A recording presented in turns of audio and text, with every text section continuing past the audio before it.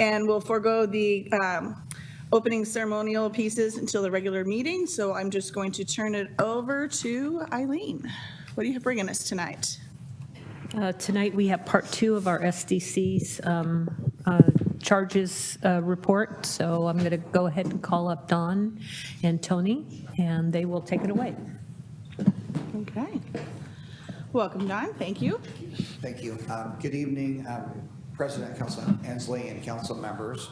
Todd Chase is here with me tonight with FCS. We did have a previous, a month ago today, we had part 1 of the SDC update. This would be part 2. We're hoping to spend the least amount of time speaking about the PowerPoint and giving you all the most time to have questions, because I know that was a challenge last time. We're hoping to also receive some input on some specific targeted questions. This conversation can continue as well as needed. So just wanted to have another opportunity here. Todd is here to speak about some of the items that you all mentioned and summarize that as well from the last work session. And we also have Josh Soper from BEH, Barry Elsner-Hammond on the line as well in case there's any technical questions that come up. So with that, I'm going to turn it over to Todd. Thank you for having me here in person tonight to pick up where we left off last month. There were a number of questions that came forward at the end, and we didn't feel like we had enough time to address all those. So we want to give kind of a quick summary of where we left off, and I'll walk through 10 slides, try to do it in 10 minutes, and then we can have plenty of time for Q&A. Next slide, do we advance it this way?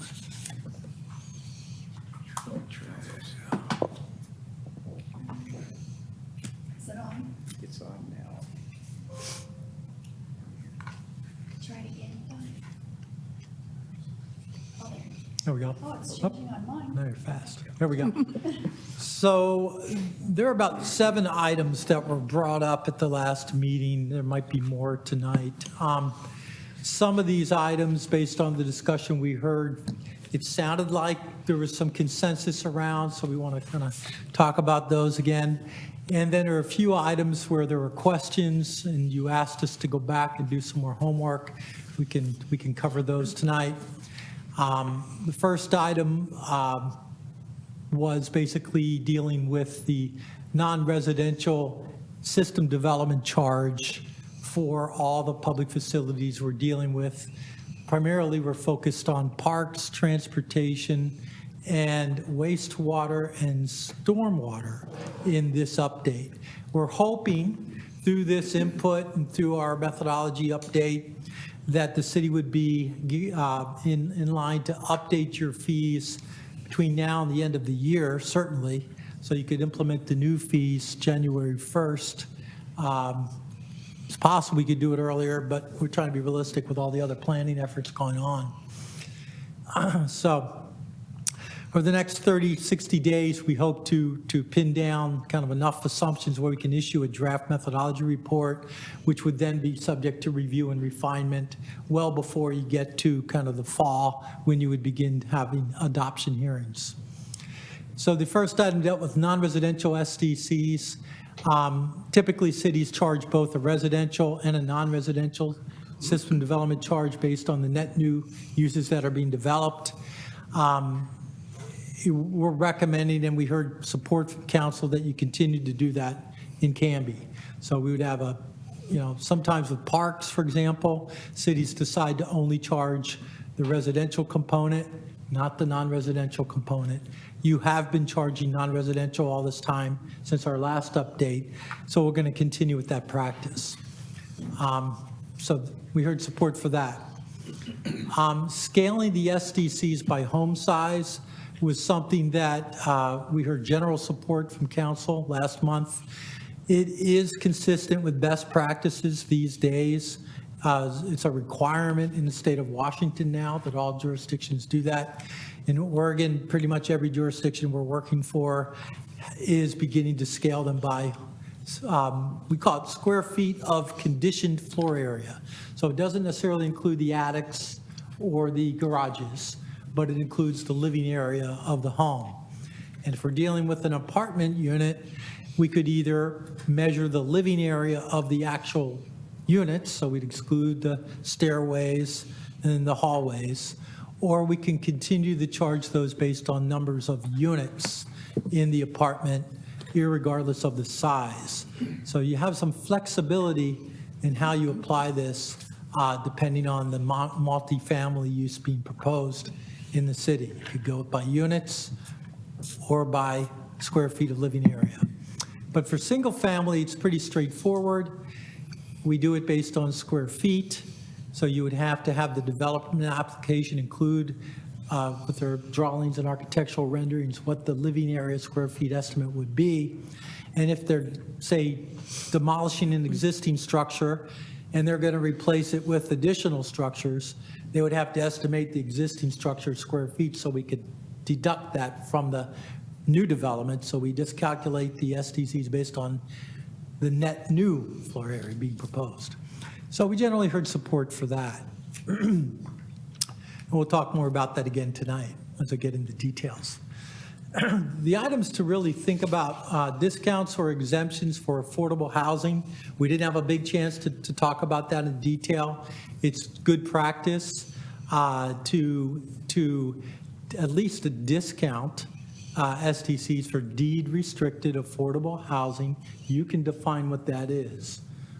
Sometimes it's at 80% of the median household income in the area. And some cities do cap the number of deed-restricted affordable housing unit exemptions or discounts they give out each year. So, you know, you're not at as much risk if somebody proposes a 24-unit affordable housing development and your annual cap is 10, that's just something they'll have to work with. So that's something we can come back to you on. That's kind of more of a, doesn't necessarily affect the methodology of the calculation of what the SDC would be, but it's more of a policy, administrative policy going forward once you adopt a new maximum defensible SDC for the different types of units. So we'll talk more about that. I'd like to get your input on that tonight. There was a couple questions about whether we go with one or more SDC districts in the city. You currently have one citywide district. And we'll talk about the pros and cons of having multiple districts. Wilsonville was cited as an area or a city that you like to understand better in terms of how they apply their SDCs and impact fees through a special assessment district in some of the urbanizing areas around Wilsonville, so we can talk about that tonight. We'll also throw in some South Hillsborough there because they're also doing some innovative work with SDC overlays.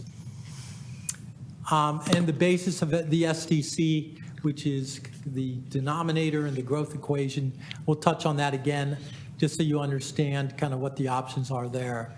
But that's something we'll put into the methodology report, and we'd like to kind of get some input on that before we draft the report. We're going to also talk about parks levels of service and your policy options there. We hope we had time to get through that tonight, but we know there's going to be additional meetings on that subject coming in the next few months. So that's basically it. We're going to try to cover all that in the next 10 minutes. That's a lot for 10 minutes, but let's go. Yeah, that's We're aggressive. ambitious tonight. How does this work? There we go. Cool. There we go. So again, the potential consensus items, we don't want to spend too much time on this. The non-residential SDCs, we're going to continue with that practice. This would include a parks SDC for lodging if you do have a future hotel in town. We're going to study that closely just to make sure it's equitable and not a barrier to new development in the next methodology that we update. Scaled SDCs by home size. This is something we'll also talk about as we get into the methodology. You're going to have a decision to make as to whether you want to cap this at a maximum charge, I'd say 3,500 or 4,000 square feet, and that's the peak? Or do you want it to continue to go up if somebody wants to propose a 5,000 square foot house or above? So some cities like to cap it, and some like to let it keep going up with the home size. And then the minimum threshold for an accessory dwelling unit, you want to establish that so that an addition or a dwelling unit under 600 square feet is exempt from the SDC entirely, as what Wilsonville does? Or do you want to charge for those additions up, or ADUs above a certain level? So those are policy decisions. Again, we can come back with that later. Discounts or exemptions for affordable housing, that's another thing that it's a good policy option to explore, and we could talk about ways to minimize your risk on that once we get into the methodology. This slide, as you recall, shows you what, if we applied the scaling methodology to your current fees, the intent would be to make sure 10 years from now, if you have this methodology, you would collect as much revenue as you would if you did not scale the fees. It's intended to be revenue neutral based on system demand impacts. And because smaller housing units have fewer occupants, they generally have a lower demand in terms of transportation, stormwater, wastewater, parks, open discussion, but yeah, same with parks. So you can see that the calculated SDC based on a scaling approach would result in an accessory dwelling unit of 644 square feet, being charged about $12,000, almost $13,000 is your current charge. Under our scaling approach, it would be more like $6,000. And with a cottage home, it's 1,250 square feet. Your current fee is $14,700. The scaling approach would be $11,400 roughly. Savings is about $3,000. A townhome, about the same as what you're currently charging, just about $1,000 less with the scaling approach. Standard detached homes would pay about the same as they're currently paying, but homes over the standard detached average, about 1,600, 1,700 square feet, would pay an additional SDC. In this case, we're showing as 2,600 square feet, a foot home would pay about $9,000 more than what you're currently charging. Currently charging $15,000 for that home. The new SDCs would come in about $24,000, still pretty well below the regional average. That's how the scaling approach would apply to your current SDCs. This slide gets into the advantages and disadvantages of multiple districts. You currently have one district citywide, and the advantage of that is basically it's a lot easier to administer, more, less confusing for the applicant, less confusing for your finance department, less confusing for your planners that are calculating the fees, less confusing for tracking credits. If a developer in one district gets a SDC credit, the city then has to decide whether they'll allow that developer to apply that credit into another district around the city, kind of transfer it, or sell it to another developer who might want to use it in another district. So that gets a little more complicated with the two-district approach. The advantage of the two-district approach, basically, or you can even have three districts, is that if you have a sub-area or an area to be annexed, and it has a lot of new roads that need to be built that will primarily serve that area and only that area, it does make sense in that case to probably have an SDC overlay or surcharge or separate district for that area where they'd pay more than, say, somebody who's closer to the downtown that wants to do a minor partition and subdivide their lot from one home to two or 1 to 3. So you're not really adding new collectors when you do that. You're not necessarily increasing your water or sewer capacity to accommodate that type of infill. So that's when I think the advantage of the multi-district approach makes sense. So when we talk about urbanizing areas around the city or outside the city, I think that's where it makes the most sense to have a multi-district approach. And that's probably going to be our recommendation, and we'll see. And we're happy to run a couple scenarios with you as we draft the methodology, just so you can see what the difference would be if you did have 2 districts versus 1 district. Then you can make the decision at that time. The Wilsonville example does have a 2-district approach, but it's a little complicated. They basically have one citywide SDC for all areas of the city, but then they have adopted a special assessment in Frog Pond West. And they're talking about doing that now in Frog Pond East and South, where it's a little more flexible than an SDC and impact fee. It's not, the funds aren't as restricted as they are with SDCs. With SDCs, when you collect a transportation SDC, you can only use that on projects on the transportation SDC list. You can't take transportation SDC funds and use them on a parks project, for example. But with the special assessment, you can do that.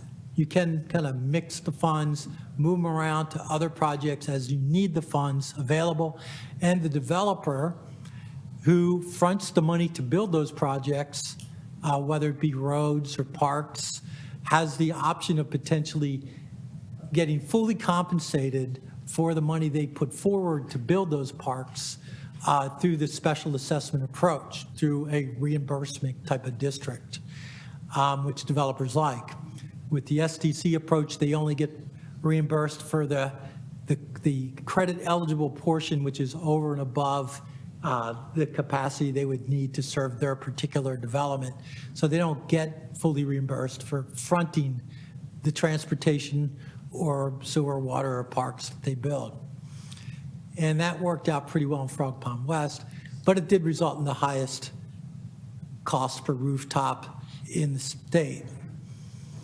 Wilsonville also uses an urban renewal district to help fund some of the major transportation projects like bridges, and and other projects to offset the cost of the citywide SDC and the special assessment. So that's a pretty innovative approach there. Another innovative example is South Hillsborough, where they have and Tiger does this as well. They have one SDC for the city, but then they have a separate SDC for the South Hillsborough Planning District, and along with a local improvement district that applies to the portion of the South Hillsborough Planning District. And so that was intended to basically jumpstart project improvements for gateway projects to serve the first phase of development.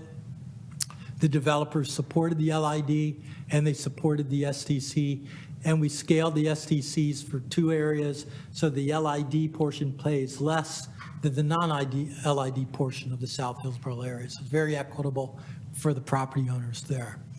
And they also have a transportation utility surcharge as well in South Hillsborough that pays for special pathways and lighting, landscaping, and gateway improvements and signage. That's unique to that area. This slide, you remember, is where we show Canby in relation to a number of other cities in the region. Your current total SDCs are very much on the low end of the region. Silverton is about the same. And then most of the other cities have updated their SDCs in the last few years, so they've bumped up considerably. And you can see Wilsonville's up there about 63,000 per dwelling unit. South Hillsborough Area 2, which is not in the LID, pays even higher than that.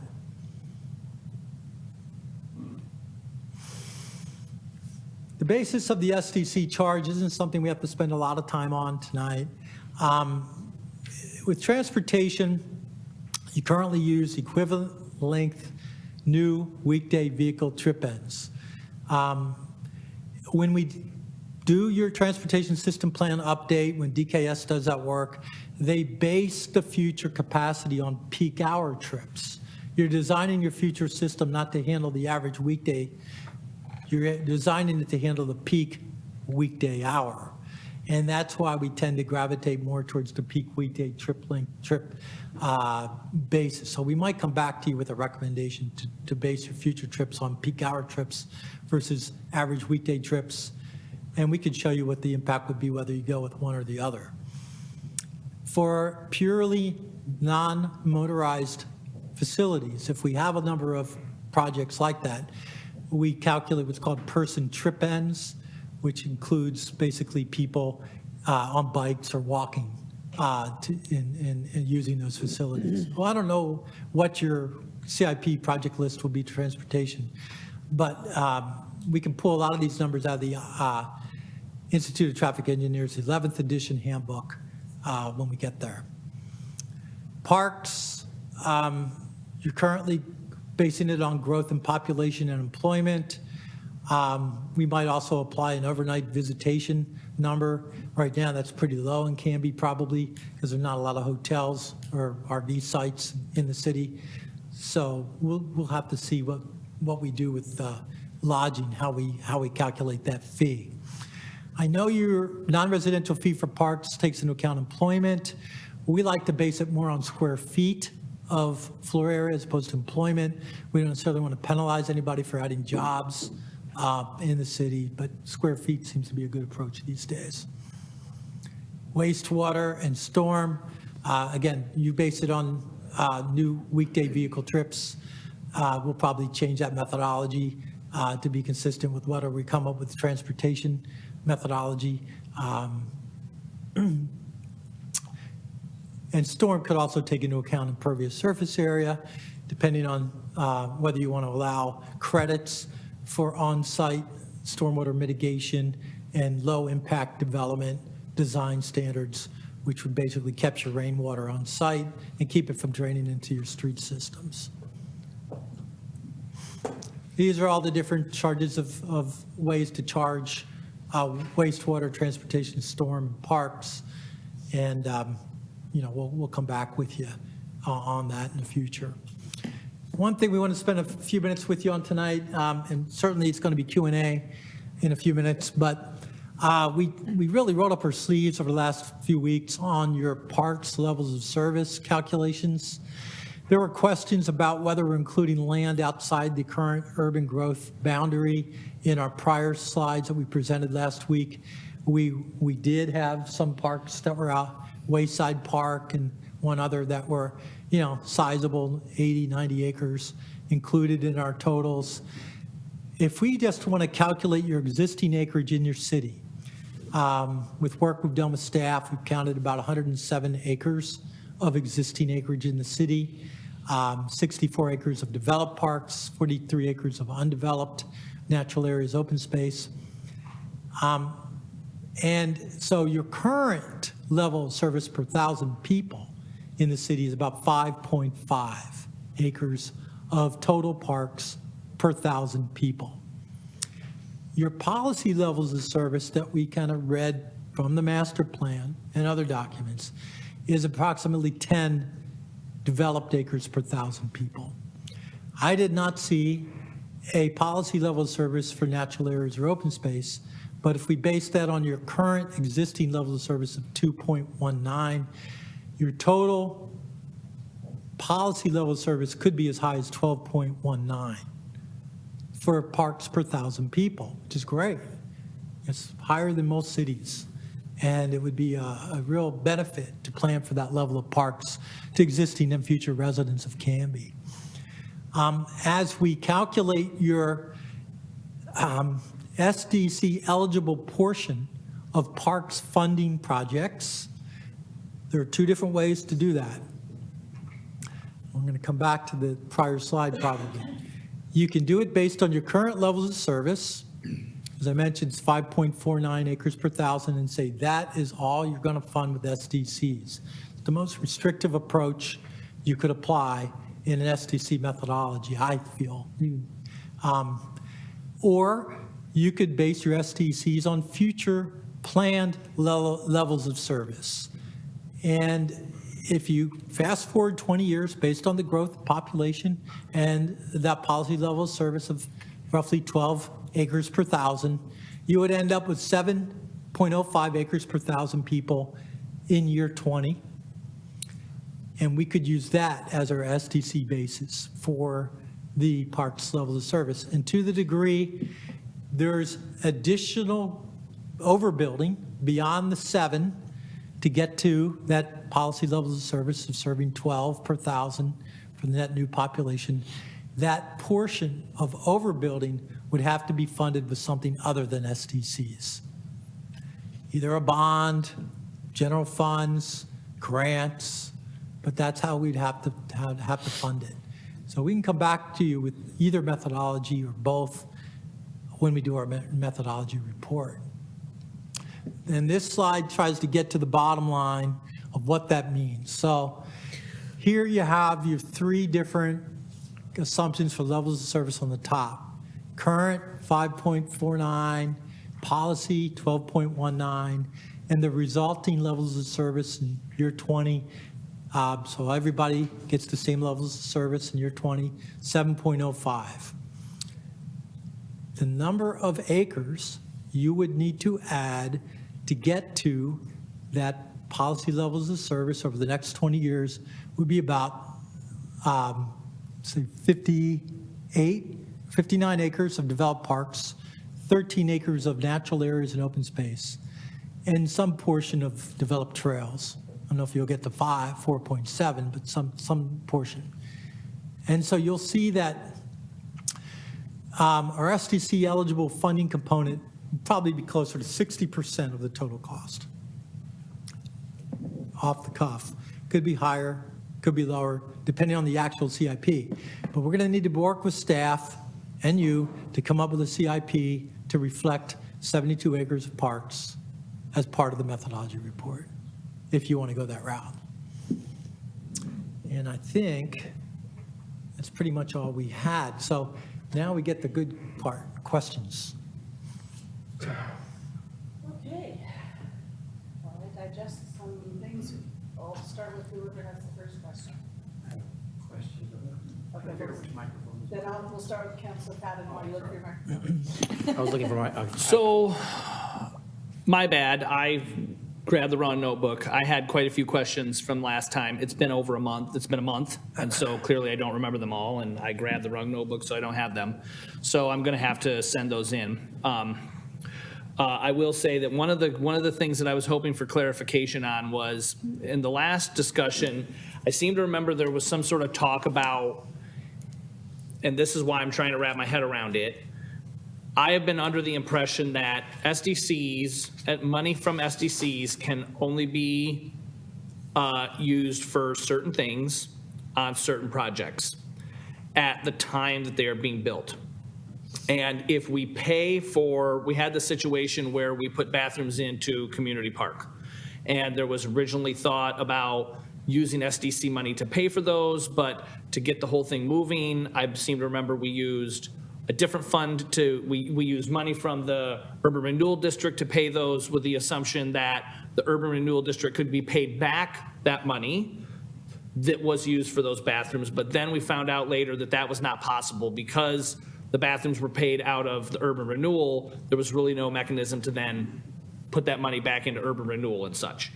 But I thought when you were going through your presentation last time that there was something said that if we know that there is a project that is coming up, we can, and we have the opportunity to do that project, we could essentially borrow money from a fund or whatever, build that project, and then reimburse that fund from SDCs for the cost of that project. Is that a possibility? Did I misunderstand that train of thought? Well, you're on the right track. The way it needs to work is that to spend SDC money on a project, that project needs to be on the SDC project list. Okay. Cities often amend the project list every year. Some projects are deleted, some are added, and they recalculate the gross share. SDC funds are intended to be just spent on the capacity portion of that new project. So that's the first step. Can you spend money on that project, the bathrooms? If it was on the SDC project list, I'd say yes. Now, the other question about can you do an interfund loan between departments or funds to the SDC account that gets funded, I'd say yes, as long as that project's on the list as long as that project's on the SDC project list, can there be an interim source of funding to pay for that project, or the SDC share is set at the maximum level that it was set on the project list, but they don't have the money yet, say? I don't see, I'm about to get legal opinion on that from Josh, but I think you could do that. Okay, so, because what I'm envisioning is like, let's say we want to build a large park, and we are $1 million short in current SDC funding to build that park. We could essentially borrow $1 million from a bank or from some other thing, and then use that to put with the money that we currently have to build this larger thing. And then as those SDC funds come in, then use that to pay off essentially the debt or reimburse the fund that money was borrowed from to pay for that project. That is what I'm curious about. I haven't seen that happen, but I think it is allowed by state law for SDC funds to be used to pay for the capital portion of a project that's growth eligible. And whether that happens up front or whether that happens over time is a question I have to defer to Josh. Josh, you want to weigh in on this?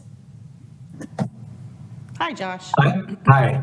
I also haven't seen that done, so I don't want to give a definitive answer. I think it's probably possible, but we would have to look into that a little bit more to be absolutely sure. Okay.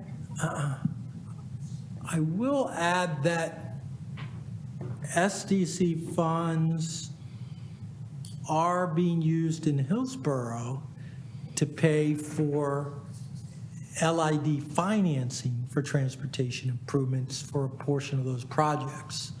So I know there's precedent there, but, so it's kind of along the lines you're thinking.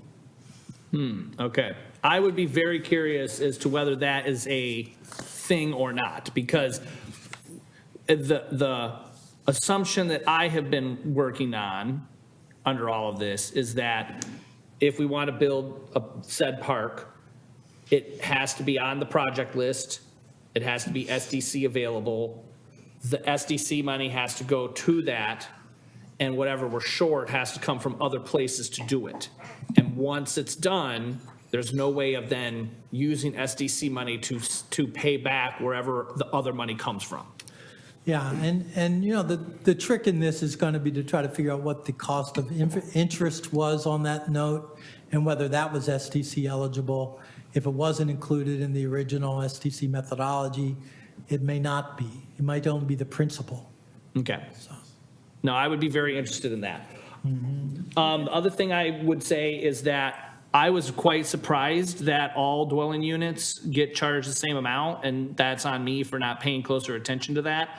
I am a fan of charging a fee that escalates per size of the building. And I also feel that anybody building a building, whether it's residential or commercial, whatever, needs to pay the fee. There should be no exemptions. If we want to talk about affordable housing exemptions and stuff, I am for that as well. But I think it's important that everybody pay into the system. That is the view I have taken with the street maintenance fee and the park maintenance fee and stuff, and this is no different. The other one is, are we able to tie the SDCs? So like all of our other fees, well, most of our other fees, are tied to a fee table that is updated each year most of them are based on inflationary mechanisms. So just for clarification, based on what you were saying, it sounds like we aren't able to tie the SDCs to an annual increase based on inflation? You can. Or are we able to do that? You're able to do that. We are, okay. And Or we're- do we we're do that? We are doing that now, yes. We currently do it? Yes. Okay, that's my bad for not paying attention then. Those are the ones that, the other thing I will just say is I'm not, depending on the situation, you would mention something about reimbursing like the total amount of the fees. I'm not a fan. Like, if a developer wants to come in here and develop in the city, clearly we are a desirable area. We need to leverage that. And, you know, with the exception of some reimbursements that are either current or fall in line with whatever, I don't think there should be any sort of reimbursement in total for the fees that they're paying. We're charging those fees for a reason, and we can't be giving that money back up.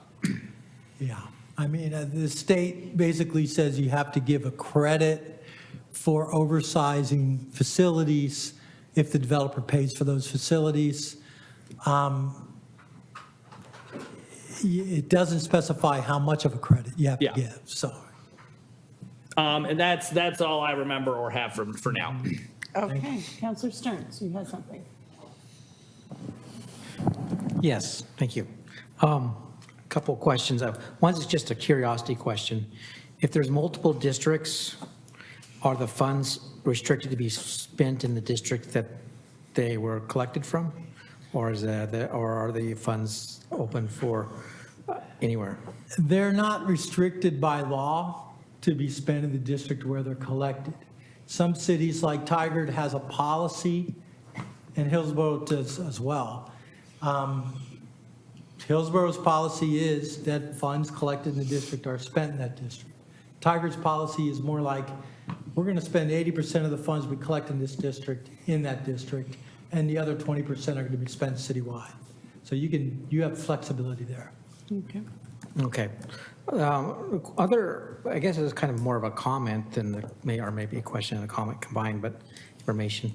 I do a lot of, I'm a tax guy, so I know a lot about people who live in Canby, and in general, I sort of find the methodology a little bit flawed when they say that the bigger the house, the more people live in it.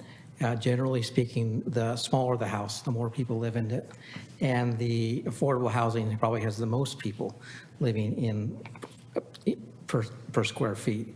And so I'm wondering if that flawed methodology might cause some distortion in the things that we are billing for. So in typical, you are young and poor and have kids, and then when the kids move out or get older, you can move to a bigger house. That's just kind of the way it works. And if you're in affordable housing, generally most of the people I do tax returns for that are living in affordable housing, usually you're talking about sometimes the 4, 5, 6 kid range. So I'm just wondering if that's occurred to anybody besides myself at this time. And if we're giving out credits or reductions for affordable housing, are we actually reducing the collection in exchange for an increased need? And believe it or not, there are houses that I know about and visited personally here where you have 15, 16 people in a house. And you can kind of tell where they are because there's way more cars parked in front of them than can be justified by the square footage. So I just wanted to sort of, and perhaps that's a bigger policy question about affordable housing, encouraging that, or how that should be structured. But I think there's a little maybe a flaw in that methodology. My experience, the biggest houses in Canby have probably the fewest people in it. Probably so. Yeah, and we'll use the statistics from the census for Canby as a basis for our analysis on that to the degree we can. And we might find what you say is consistent with the census data. Sometimes we do find that. I remember that years ago in Canby. We found that there are more people per apartment unit than per single-family home in Canby, on average. So, we'll see what the data bears out. I'm not opposed to affordable housing. I'm just saying is that we may be not structuring it according to reality. And it's an interesting question, and the horizon is 20 years here that we're looking at as well. And so that dynamic that you're speaking of may change over time when the boomers pass. A lot of them will, and those large homes are probably going to be occupied by different folks and combinations thereof. So just another thought in that spectrum here of you're talking current time, and I mean, you're making a good point, but this is a 20-year horizon we're looking at as well.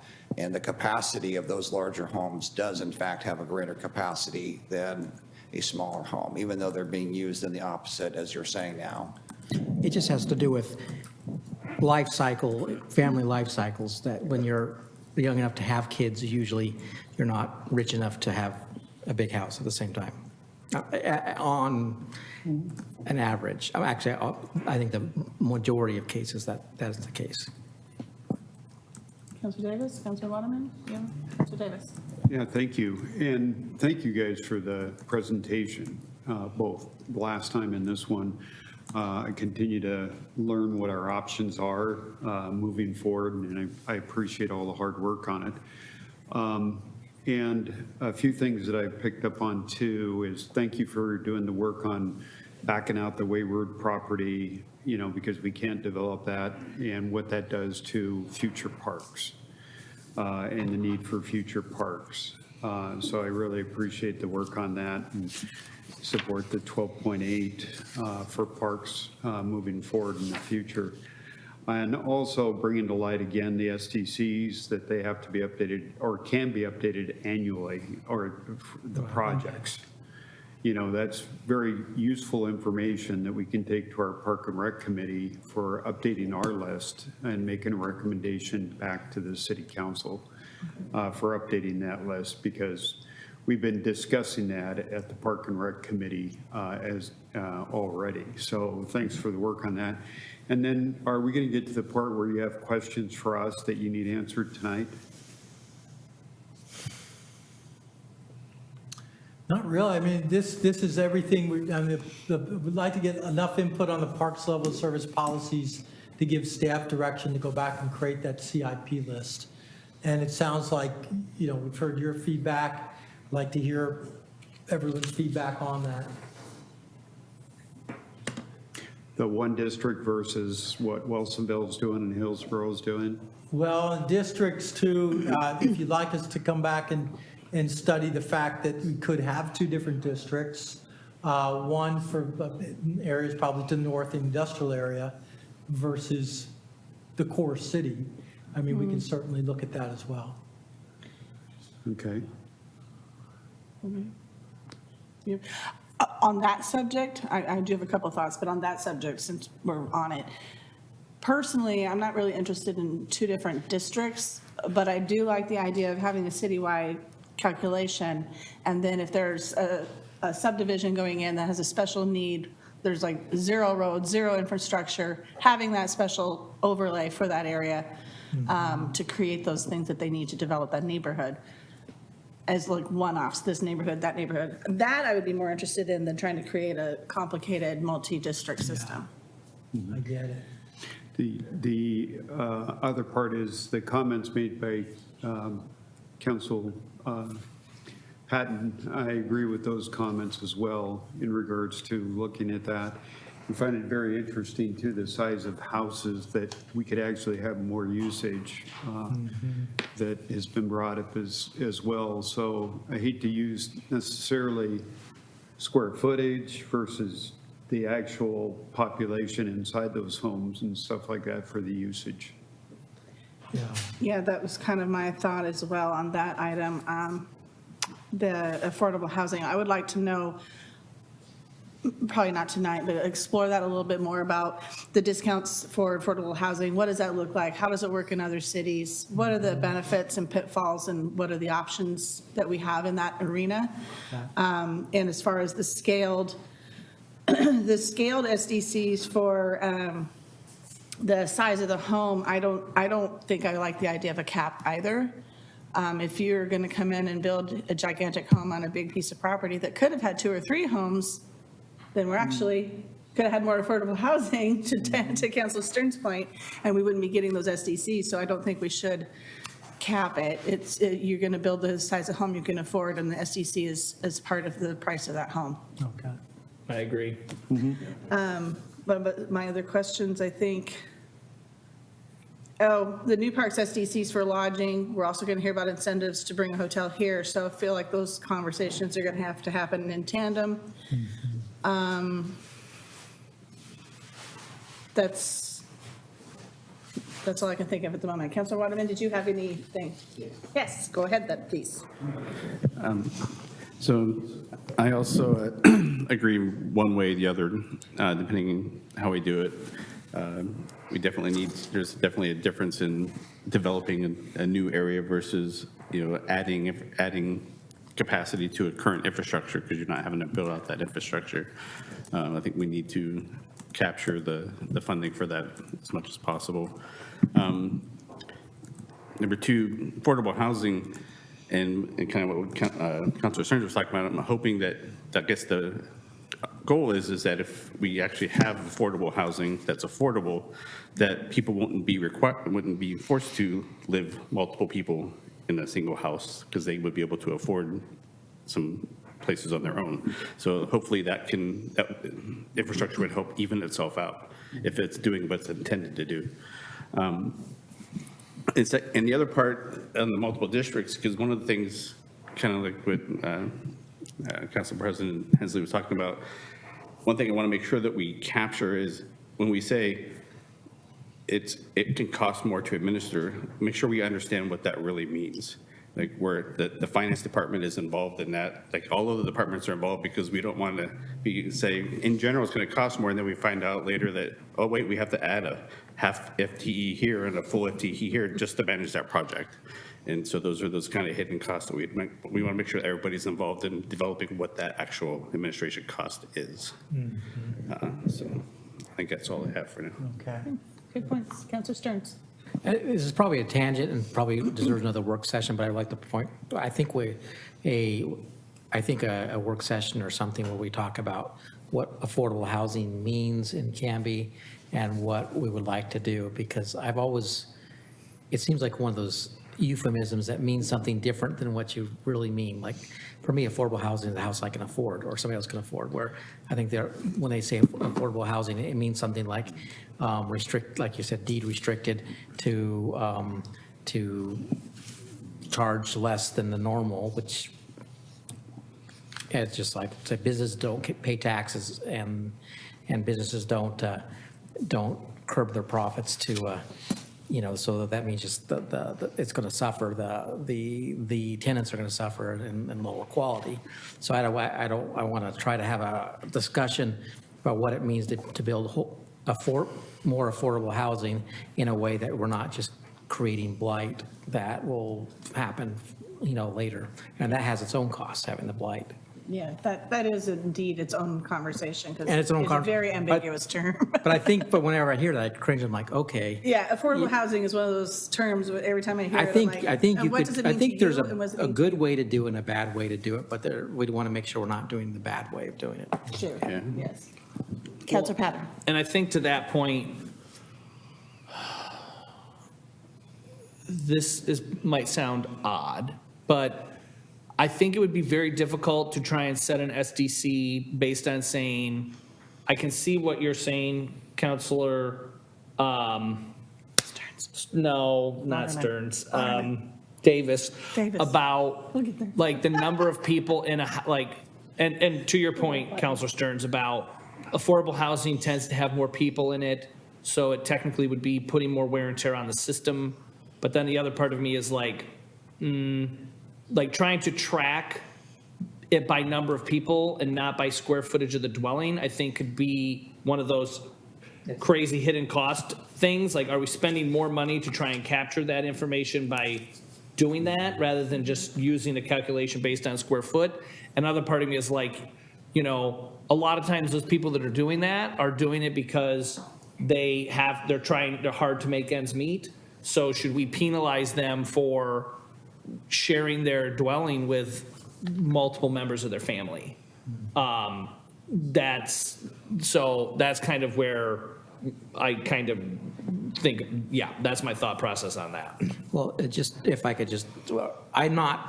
obviously, once the house is built, the SDC is collected. Sure. And there is Yeah. no you could have the whole village move in there next, or you can have everybody move out and have it be vacant. There's no really way to mechanism. My whole point is, in the planning process of doing that, to make sure that the realization, so that we're not skewing the benefits, and I'm not saying we charge per head on occupants. I mean, that, yeah, but I'm just saying is that we don't get our perspective distorted into fulliness, to think that more square footage means More people. Yeah, no, When I it's completely often agree. Usually reverse. We had 6 people in our family in a very small apartment in Canby at one point, because that was the only thing we could find, and the sewer system got very well used.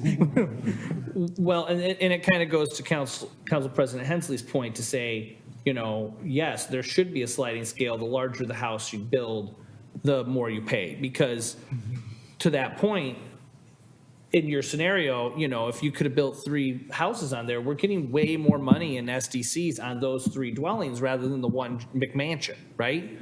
And who's to say that, now granted, this would be captured if they decide later on that they're going to tear that building down and build multiple houses on it, Sure. or turn it into a duplex or whatever.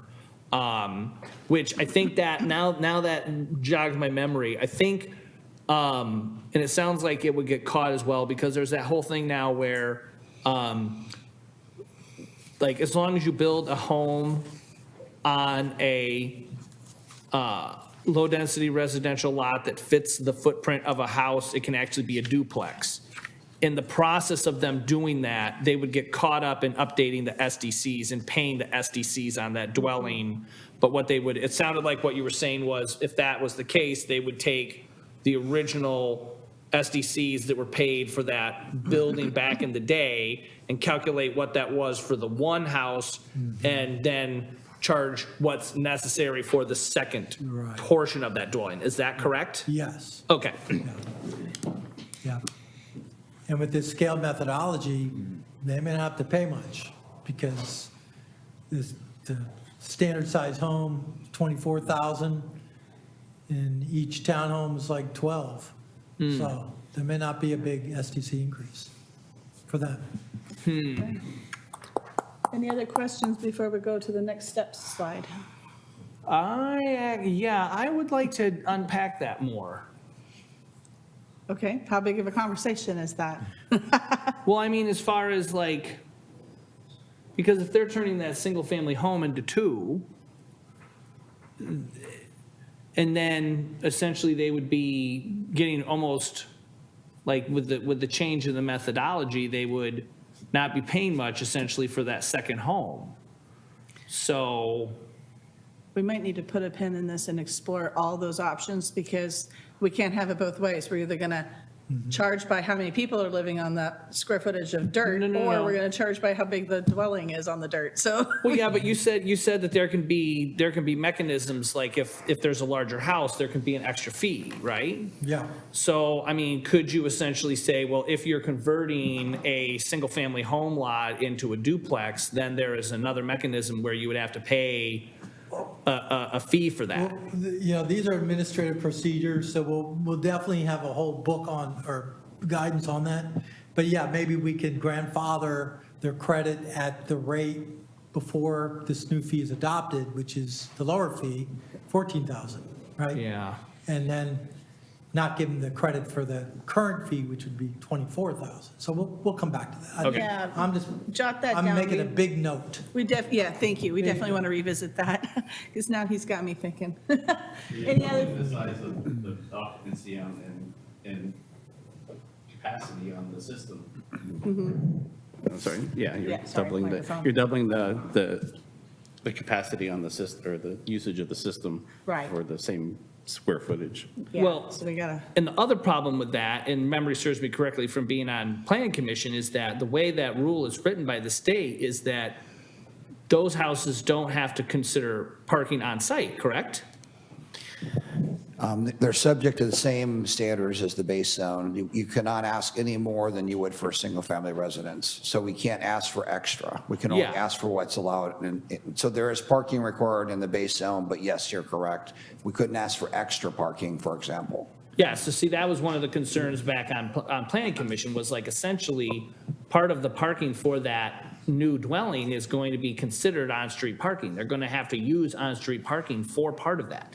And that is putting stress on the street now that wasn't necessarily there when it was a single-family home. So, yeah, I'm curious about how we go with that. And I think this weaves in nicely, and I know we're going to get to the next slide, but their housing production strategy is another document which you all will see again in work session. This is dovetailing in some ways very well into that discussion about housing need. What is that in the city? What groups are in housing need? What are their incomes? How do we talk about housing affordability? And if we were to give some breaks for housing affordability, the range from Habitat Humanity to other, like covenant situations, I would like to explore that a bit more as well with you all on a separate work session. So this is parallel in concert with the SDC update, but there's other mechanisms in housing production strategy that will also be talked about as well. Okay. I have one other question. Does this mean that you actually have 6 more slides to go through? No. Oh, okay, I No, think- we have I one think more. we're pretty much, okay. there's one on next steps, but that. Yeah, the next We steps, talked right. that through. Because I was going to say, if that's the case, then you're probably glad I didn't bring all my questions because then Yeah, I'm still no. here with all my questions answered. We've got the last slide is next steps, and Yes. I'm looking ahead, so, and then we can adjourn, so. What are the next steps? Don. So we're going to have another work session for sure. I mean, and work sessions, probably several, whether we're labeling housing production or continuation of system development charge discussions. I'm kind of speaking a bit in advance, Todd, but I think that's going to be important that we get this nailed down so we have the methodology because we need that to actually move this all forward. The state does require a 90-day notice at the front end of this, which is before we do any hearings, and the planning commission would see this first as a recommendation through procedure. It will be an ordinance. We also have built into that, it's not 90 plus 60, but we have to have basically our methodology completed, and then we do a 60-day notice to the state as well before the hearing processes. So this is all like in advance. I think this is all achievable by getting what Todd mentioned at the beginning about getting this adopted by the end of the year / implementation beginning of next calendar year. I think is completely achievable, but it does take some time, especially with the state mandated notification processes as well. There are stakeholders that will be engaging in as well, but I think the critical thing is council getting you all on board and making sure that we're running with this in a way that you all want us to do that. Okay. All right. Well, seeing as I have no other questions, thank you, gentlemen, for your presentation. We look forward to the coming work sessions, plural, that you mentioned. And I'm going to call the work session to an end. We are going to take a 5-minute break, and then we'll be back for the council meeting.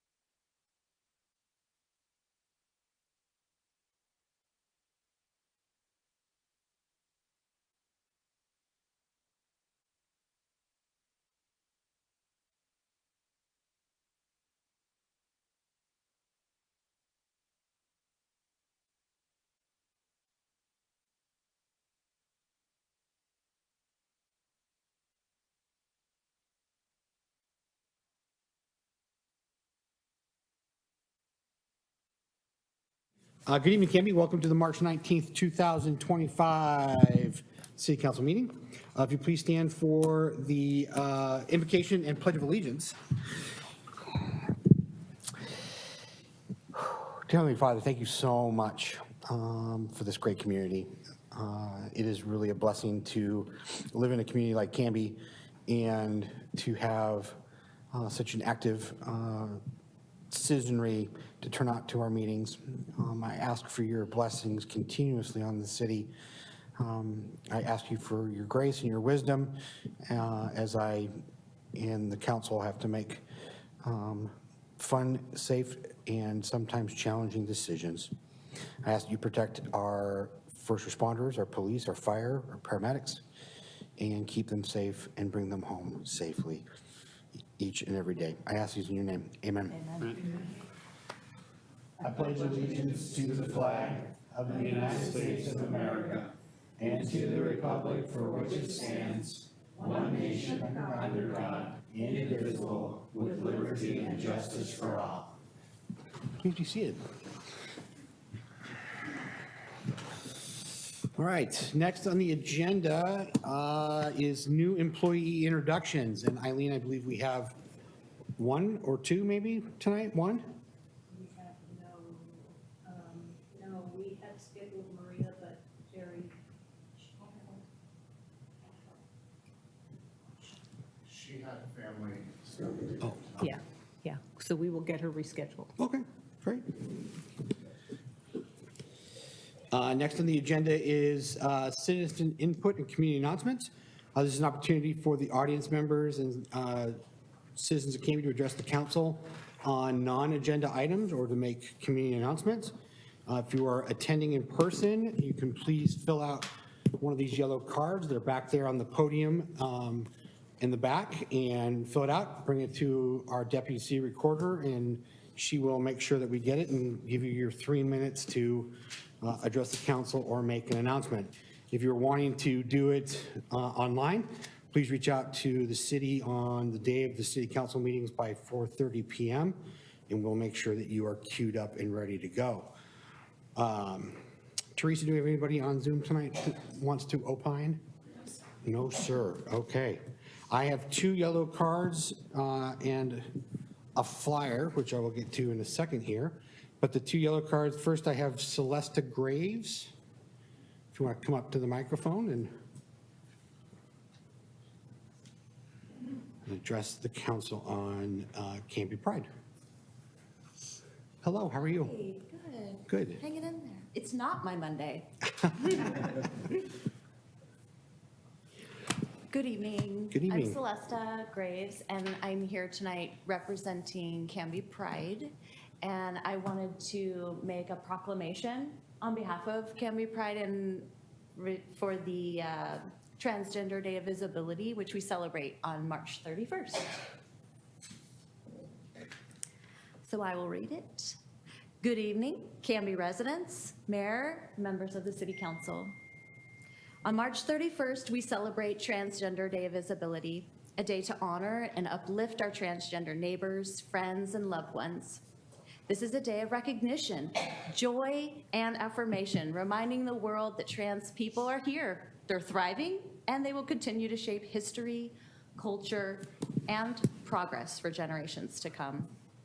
Trans people have always been part of the fabric of our world, from Marsha P. Johnson, who helped ignite the modern LGBTQ+ rights movement, to Sylvia Rivera, who fought the most marginalized among us, from Laverne Cox, who broke barriers in media, to Dr. Rachel Levine, the first openly transgender federal official confirmed by the US Senate. Trans people are innovators, scientists, and leaders, like Lynn Conway, a trailblazing computer scientist whose work helped revolutionize modern technology, and Cece Telfer, a trans athlete, proving that inclusion in sports strengthens the integrity of competition. They are artists, authors, and change makers, including Janet Mock, a best-selling writer whose voice amplifies trans narratives. Right now, trans youth and adults are showing immeasurable courage in the face of adversity. They are stepping forward, running for office, organizing for change, and building communities that offer hope. Their resilience is nothing short of extraordinary. But today is not just about visibility, it is about belonging.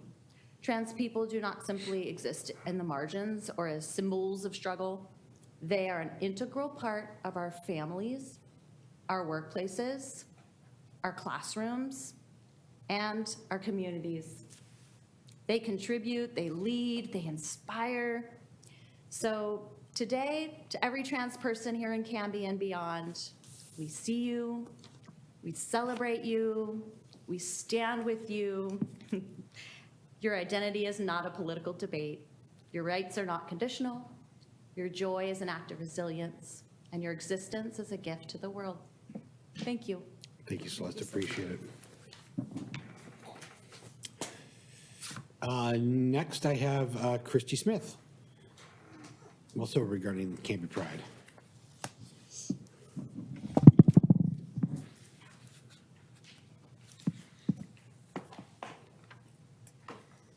Hi, Christy. Thank you. Hello. So just to reiterate, my name is Christy. I'm with Canby Pride, and I use she, her pronouns. I wanted to start by acknowledging that the last election cycle, both Mayor Hodson and members of City Council came and participated in our meet and greet, and I just wanted to publicly thank you all for creating a critical opportunity for the LGBTQ+ community and allies to directly engage and ask questions. Mayor, thank you for spending the time to get to know these constituents of yours, for especially folks that often feel unheard. But listening is only the first step. What comes next is action. At that event, members of the queer community, parents of LGBTQ+ youth, and concerned residents told folks directly that they don't feel emotionally safe in Canby. They shared their fears about raising their children in a town where harassment and discrimination go unchecked. This is not about special treatment, and this is only about basic human dignity. When people tell you that they don't feel safe, and when they tell you that they're struggling to exist in their own community, leadership demands more than just polite nods and vague assurances. It demands action. And yet, despite those conversations, despite the trust it took for people to be vulnerable and honest, to our knowledge at least, nothing has changed or moved forward. One example of an action still left untaken is this. For multiple years, this community has asked that the city's leadership acknowledge such things as Trans Day of Visibility. One simple gesture that would cost nothing, but would mean everything to those that need to hear that they belong. Every year that request has been denied. Instead, it's been met with silence, excuses, and sometimes open hostility towards those emboldened by the silence. Let's call this what it is. It's not neutrality, but a choice to align with those who wish to erase trans lives, a choice to allow fear and discrimination to dictate policy, and a choice that actively harms a vulnerable population that deserves better. We've decided as Canby Pride to stop asking for permission from the council to do proclamations. And that's because we refuse to participate in a system that grants power to those who don't have our best interests at heart. We refuse to dignify a process that believes that LGBT rights and acknowledgements are up for negotiation. Trans people don't need proclamations from the city, although it'd be nice. But this city does need to answer for why it refuses to stand against discrimination and hate. We, the people in Canby, will not stop asking for these things. The queer community will not be erased, and we will continue to come here in other spaces to hopefully hold you all accountable. Thank you. Thank you, Christy.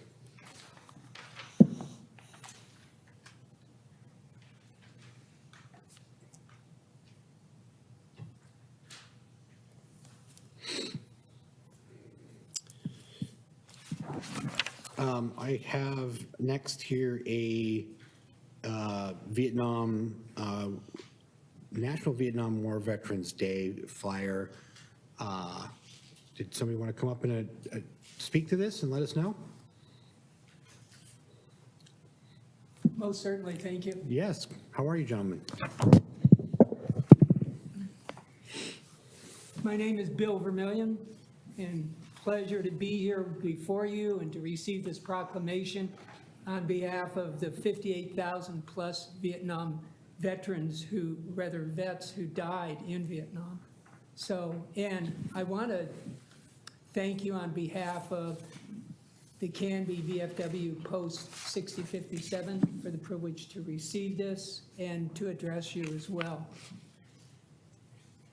I'd be really remiss if I didn't offer a word of thanks to Patrick Schauer, who's usually, Pat will get back at me for calling him Patrick, but anyway, he's usually the one who comes to receive this.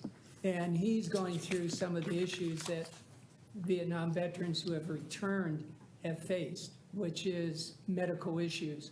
So certainly appreciate your prayers on Patrick's behalf or Pat's behalf. And then you've already seen Irene Bashirs is here, and want to acknowledge Irene's great contribution to veterans, both with the VFW and with the Legion, and to the community as a whole. John, want to give your name? Yes, my name is John. Last name is Alfieri, A-L-F-I-E-R-E. I just like to say and invite everyone, we have on the 29th at the Vietnam Memorial, we have a presentation. Everyone's invited. Join us. After the presentation, we have lunch at the Burgerville, where all the veterans will talk about their prior services. So again, everyone's invited, and hope to see someone else other than veterans there. So thank you. What time is that on the 29th? It's the 29th at the Vietnam Era Memorial. What time? 10 o'clock, isn't it? 10? It's 11 o'clock. 11. 11 o'clock, thank you. 11 o'clock, thank you. And thank you again. All right, thank you, Thank you gentlemen. for the honor that you give to Vietnam vets. We are glad to be here in Canby with you. Well, we appreciate the work that you all do, so thank you very much. Thank you, and thank you for your service.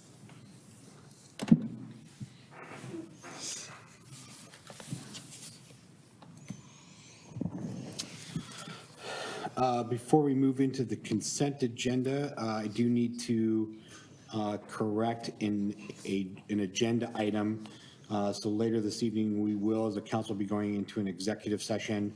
The original posting of the the ORS for it was incorrect. It was listed as 192.660, parent 2, parent I, and it should be ORS 192.660, parent 2, parent J. No, other way around.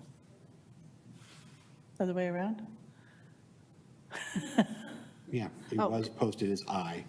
Okay, And now 'cause it's it's- being changed to J. Well, it says I on here, that's in the script, that's why I was wondering. So we're good. Thank you. So just to correct that for those that are following along on the agenda at home or here. So, Parents have gotten us in trouble before. so next on the agenda is approval of the consent agenda. Mr. Mayor, I move to approve the consent agenda that includes the minutes of the March 5th, 2025 City Council work session and regular meeting, and the approval of the full on-premises commercial OLCC application for T's Lucky Pub located at 136 North Grant Street. Second. Motion has been made by Council President Hensley and seconded by Council Patton to approve the consent agenda, which is the approval of the March 5th, 2025 City Council work session and regular meeting minutes, approval of the full on-premises commercial OLCC application for T's Lucky Pub located at 136 North Grant Street. Any questions or discussion? Just a quick question, or is that the old Siren song, or where they used to be? Is that what it is? So I'm thinking 136 is right. I think it's right around where, Okay, so the signs aren't went out of business in this new business? it sounds like they're issuing a new Okay, license. I just wanted to make sure. No. I would like to put a more formal location on this since, sometimes. Okay, Okay. that's all. Yep, perfect. All right, all those in favor? Aye. Aye. Anyone opposed?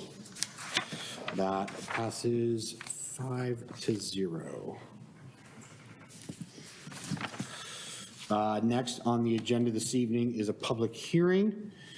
This public hearing is discussing setting industrial waste discharge limits And then consider Resolution 1422, a resolution setting industrial waste discharge limits. At this time, I will read the script. The matter presently before the hearing body requires a public hearing. All interested persons in attendance shall be heard on the matter, and this public hearing was noticed, and those who wish to speak were instructed to contact the deputy city recorder. And at this time, there have been we've not received anything in terms of requests to receive. Okay. Those that are in attendance and are interested in testifying as either proponents or opponents, please indicate your desire to speak by raising your hands at this time or handing a card to the city deputy recorder. Okay, seeing none.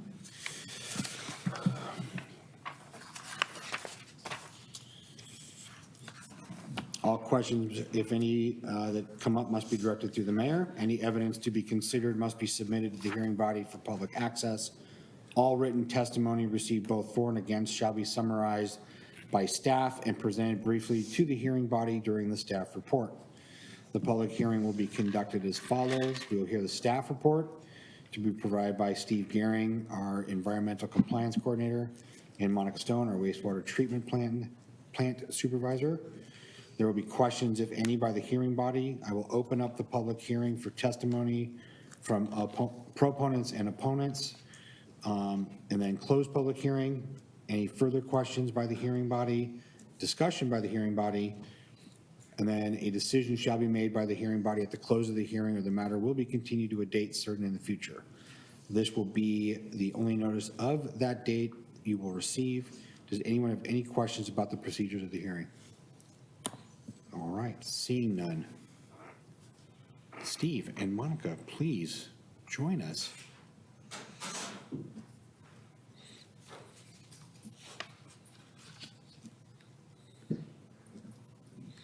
Good evening. Good evening. Good evening.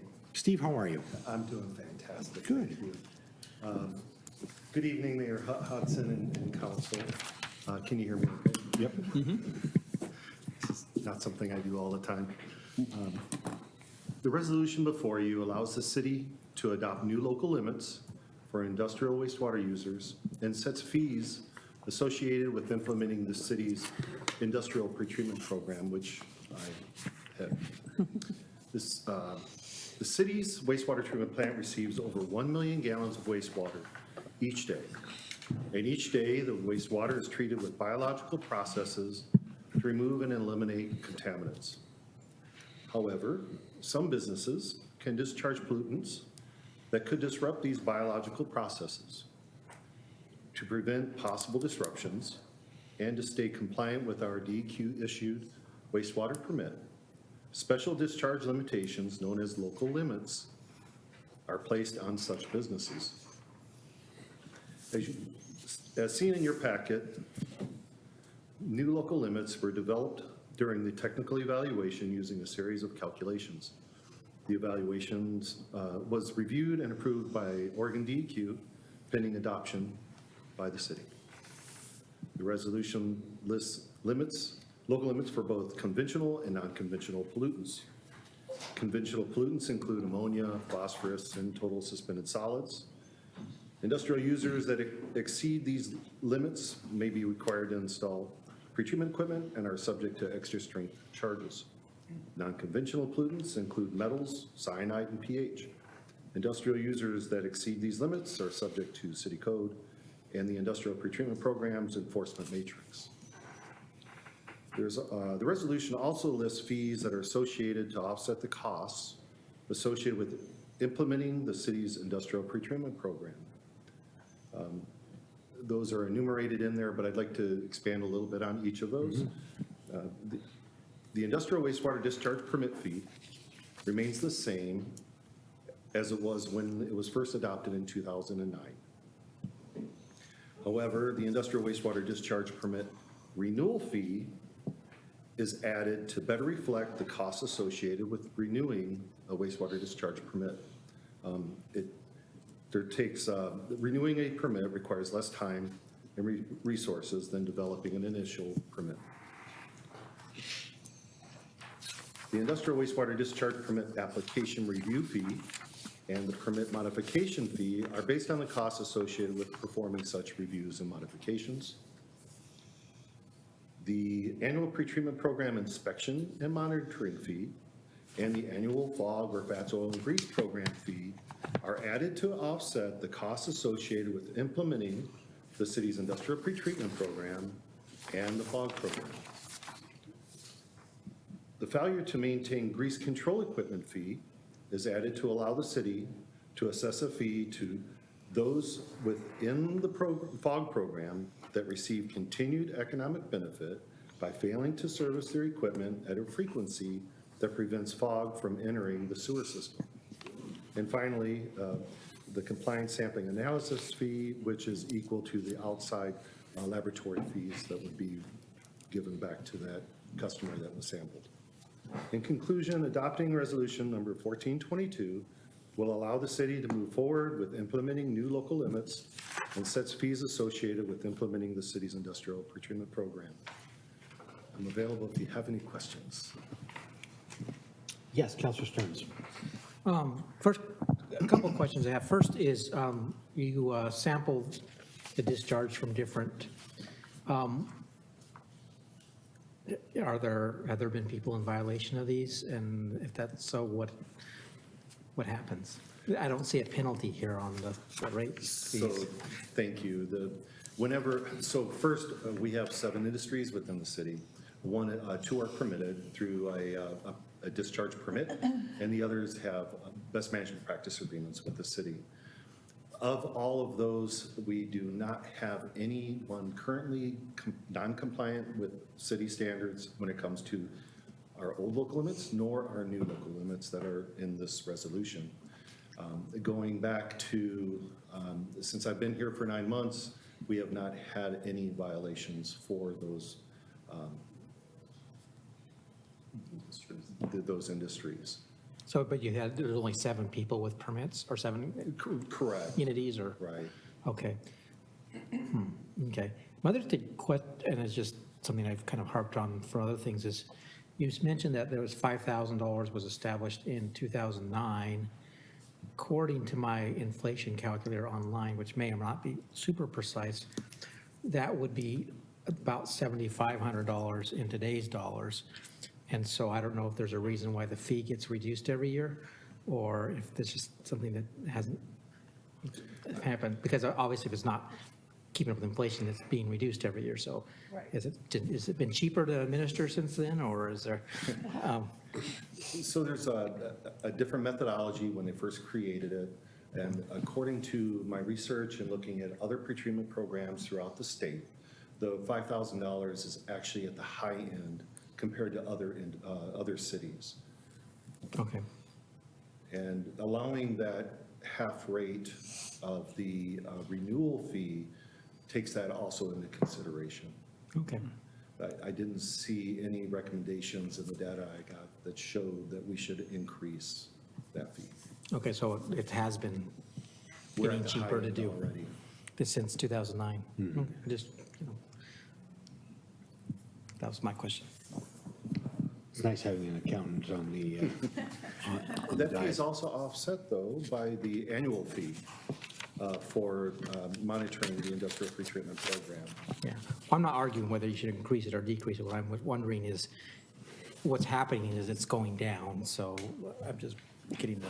Really, instead of having the fee all up front in Yeah. one big chunk, it basically breaks it down so it's not as On much annual. of an impact that first year. Oh, and one more question. This is sort of silly, but, so we're approving all this stuff right now, but what if I just said I want less arsenic? I mean, is that something we can do, or is that just, we just approve this as one package, or less molybdenum? First, you have to be able to pronounce it, then we can talk. No, I just. Councilor Stearns, that's an excellent question.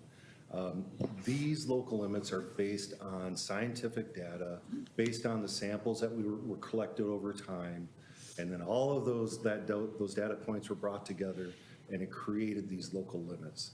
So even if we wanted to increase a limit or decrease a limit, we can only base our limits according to our NPDES permit for our wastewater discharge, we can only adopt technically based limits. And so it wouldn't allow us to change it just because we would like to. I'm sort of asking the question for the citizens out there, like, okay, so these are done based on the, yeah, okay. The FAQs. Yes. And on those limitations, are those based on like state or federal guidelines or? So part of developing those limits is to look at our wastewater plant and to see how efficient it is at removing these pollutants from the wastewater during that process. And that's why it's so important to have limits based on the data in order to prevent a bypass to the river. And So, yes, based on federal and state limits and based on our NPDES permit, which is issued by the state. Okay, so that's where it comes from. For us to meet those limits, it's almost like a back calculation to look at how much can the treatment plant basically handle, and taking into consideration what loadings we receive right now from businesses, how much more could we handle? And so we have worked with a consultant who is very versed in running these calculations, and actually in meeting with DEQ, schooled DEQ a little bit because he was a founder of running these calculations. So it's a very interesting meeting. So with that, we made recommendations on where we should set these limits, and some of them actually became more stringent, and some of them less stringent. Adding the primary clarifier to the treatment plant just a few years ago actually moved the dial so that we could accept a little more strength than we have before. So that was definitely a positive for businesses in Canby, that we can accept more than we have before. Great. Thank you. So with setting new standards, meaning then that we need the equipment to make sure that we are meeting those standards, because my favorite thing that happens out of Salem is, let's see, I think it is, yes, it's called unfunded mandates. They're one of my favorites. And so as they have said, no, we want less of these things in our water, which is great. However, there is not a lot of financial support that comes from the state to meet these new requirements. How is our system prepared to handle these new standards that we need to meet, and and I can't recall, because I'm sorry, my computer's not in front of me, what is, like, what's our timeline for meeting these standards? So I guess, do we have the equipment, and if not, what is that going to take, and then what is the timeline to meet these new guidelines and standards? Go ahead. Yeah. based on these local limits, no further action is needed at the wastewater treatment plant. Enforcing these local limits protects the plant and lays any pretreatment changes on those businesses. Okay. And so we shouldn't have to increase or put in any other equipment at the plant just for these local limits. Okay. And to protect the plant from our industries out there that produce it. So it's not really, the new standards and expectations don't necessarily fall on, they fall on us, but we push that more back to the businesses that will be discharging on, from their level. So, like Steve said, with these constituents only, and I get the feeling you might be referring to some of the forever chemicals and things that we're talking about right now, very hot topics that are being discussed. Yeah, I may be confusing how are we my. going to get this out, microplastics and all kinds of things. This doesn't address that. Okay. There are always emerging contaminants that we actually go to training. I just came back from one to sit and talk with DEQ about what's on the horizon. Okay. And some of those tighter restrictions come with studies that are done on the river, which there's a study that was recently done on the health of the Willamette River and will now there will be implementation on new standards that might change temperature requirements. So really important that we invest in the treatment plant and upgrade our equipment to meet current standards, because a lot of the equipment is aging. Some of the equipment's 30 years old. I'll talk a little bit later about some of the equipment that needs to be replaced. So important to keep that maintained, but then also to have the foresight to know and to understand how are we going to keep some of those forever chemicals out of the system. And some of that technology is cutting technology, and right now the push is to educate and to start more grassroots. But there will be more to come definitely on that. Well, thank you for politely separating my question and putting me back in the correct set of water projects that we've got. No, for sure, you're right, because we've had Eileen and I have had kind of a warning shot across the bow that the other water topic that we were dealing with, which I was alluding to. So thank you for bringing me back to the subject at hand. So yes, Councilor Stern. I just wanted to clarify, and maybe just me understanding this right. So if I'm an industrial person, I want to put water into the sewer, it has to be below these thresholds that are in this thing. And if they're above it, I have to treat it myself to make sure that they're below that. So all this water that has less than these prescribed amounts of cyanide and cadmium and mercury, all that stuff, will go to the water treatment plant, and the water treatment plant currently will be able to filter out to acceptable levels, like whatever those are, based on this amount that's in the water that I put into the sewer. Is my understanding correct? That's correct. Okay. To the wastewater. Yeah. To the waste, yeah. Well, it goes to the sewer, and then it goes into the wastewater plant. Yes. And then, as long as I'm below this, you'll be able to clean it, and it'll come out shiny and pure. Yes. And we have a buffer in there so that if more business comes to Canby, that we have that leeway to absorb that. And in the fees, you'll also see extra strength charges for the constituents that we test for when we discharge to the Willamette River, based on the limits we need to meet, that there could be extra strength charges. We also, in the fees, are addressing some of the fats, oil, and grease challenges. Steve has done an amazing job working on compliance and working with our commercial properties and restaurants on gaining compliance by having conversations and explaining what the impact is when grease hits the system, what impact it has on keeping our system running. It actually has a terrible effect on the microbiology at the treatment plant. It can cause, stoppages in the system that could result in overflows in places. So that work is very important, and he's just done a phenomenal job of being so new to the city, just making those partnerships, regular conversations with our folks out there. So it's been really good. Great. Councilor Patton. Yeah, so I think the work you do is fantastic. I'm just going to take this moment as a little PSA to say, when it comes to the fats, oils, and greases, do not pour that down the drain, even if you're at home, because many homes can create a problem similar to a restaurant. So let that congeal and then wipe it out with a towel and throw it out, or something along those lines. Just don't put it down your drain. And also, flushable wipes are not flushable. Do not flush them. While they are fantastic and make your tushy nice and comfortable, they do not do any good to our wastewater treatment system. So you need to throw them out. Just do not flush them. And so that's it. Thank you.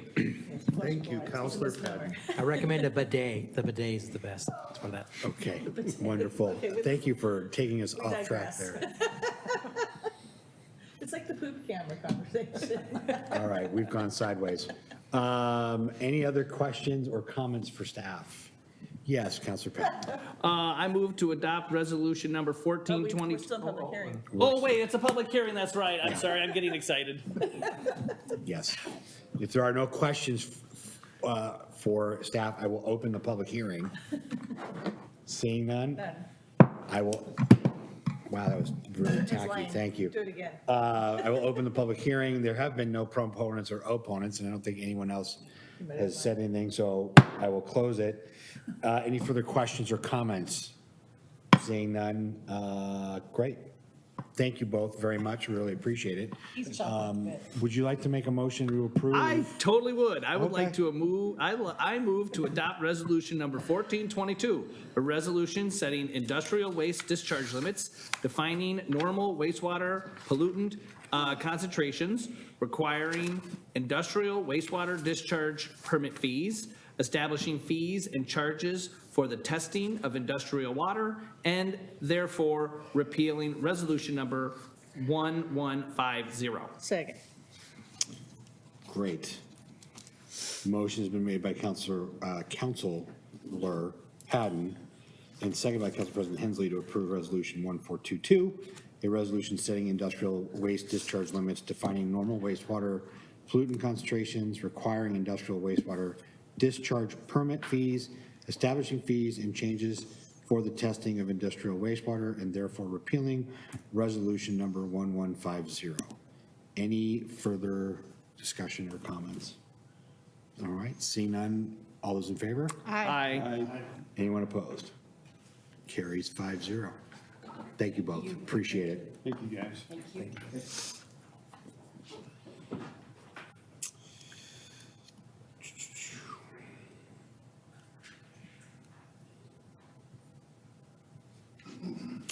Do we, question, I'm looking at the agenda versus the notes, and in the notes here, there's something about a public hearing regarding alternative delivery method, resolution 1424. Yeah, that's our second public hearing. So we do have a second public hearing this evening? Okay. Then, Not on the agenda. yeah, it's not on the agenda, though. It's not on the It's agenda. not on the agenda. It is. Yeah, it was Oh, it's not on added the on. It was added on a week ago. Yeah, resolution number 1422 or 24? No, I see that, okay, but I'm, It's not on the printed It's one just that we not on have the on the printed one desk, that I have but here. That's why it's written yeah, out, it's in so. the amended Oh. agenda. Do you need, so, okay, do you need the computer screen then, or? no, Okay. To do that, pardon me? since it's not on the agenda. It's Well, on it's the on- amended It is on the agenda. It was an agenda. amended agenda. Yeah, that we went out issued and an was amended posted. agenda on, It's just not here on the. It's dais posted for us. online. Yeah. I have it on my screen. Thank you for clarifying, appreciate it. I probably long copies, that's what I did. Nope, we got it figured out, that's totally good. Well, then I will, Emily, I can hold the same briefing and comments for the public hearing and just move into it? Yep. Perfect. Then we will move into a public hearing regarding alternative delivery method. And so I believe, who do we have presenting that one to us? Monica. Monica. Monica, wonderful. Ms. Stone, you are up. Thank you. All right, so I'll just jump right in.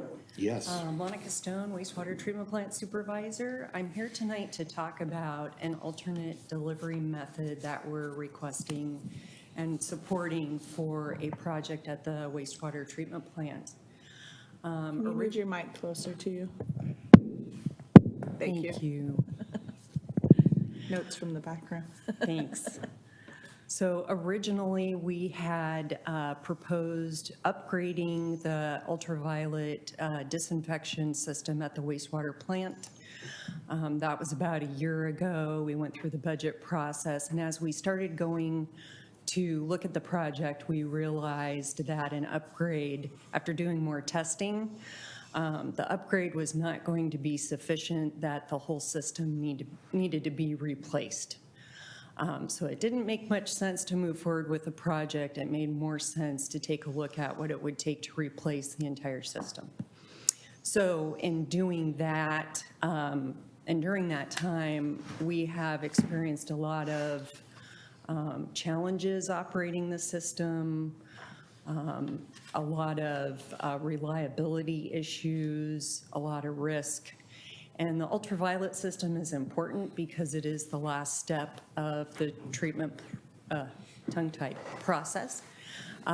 It disinfects, it basically mangles the microbiology so it can't reproduce. That's what ultraviolet light does to it. So not having that last step, we would be in permit violation every day if we had a major loss. So in talking with Eileen about this scenario and potentially calling an emergency to get this replaced, really took some time to look at what type of backup plan we could put together so that we could go through the process as you normally would and not call an emergency. That typically costs a lot of money to do that as you rush to get contractors into. So we ordered a lot more parts as backup. People are working a lot of overtime and doing a lot of additional work to keep the system going, purchasing extra chemical. It's a lot of extra stress on staff, and we are pretty thinly staffed at this time. So we're doing everything we possibly can, but I'm here tonight to ask you to move forward on going on this method that is different than the traditional bid, design, bid, build process. And if we went that process, because of the equipment lead time, it could take potentially 3 to 4 years before that system would be constructed and in place. So in working at looking at another way to do this, we've chosen a progressive design build process where we will bid this project as a construction and design project at the same time, which will expedite the project. They can purchase the equipment much more quickly, get this rolling, and it typically saves money and time, and also guarantees performance. Wastewater treatment plants are different different in ways than other projects because you're talking about equipment that may or may not function as designed, and when you have the contractor going out doing the work, you have a designer over here designing what they think will work, and they may not really be working together from the onset. You can end up with equipment that doesn't really meet what the design specs were. So for this critical equipment, we want the design and the construction folks to be working together at the beginning with our operations staff. This is a streamlined approach. Like I said, there still will be competitive bids, and I would be coming back after the RFP to talk with you about what the cost will be. We have a pretty good idea where we're going to land, and we'll talk about that during budget as well. But tonight is just to talk about going through this expedited process. There's still requirements.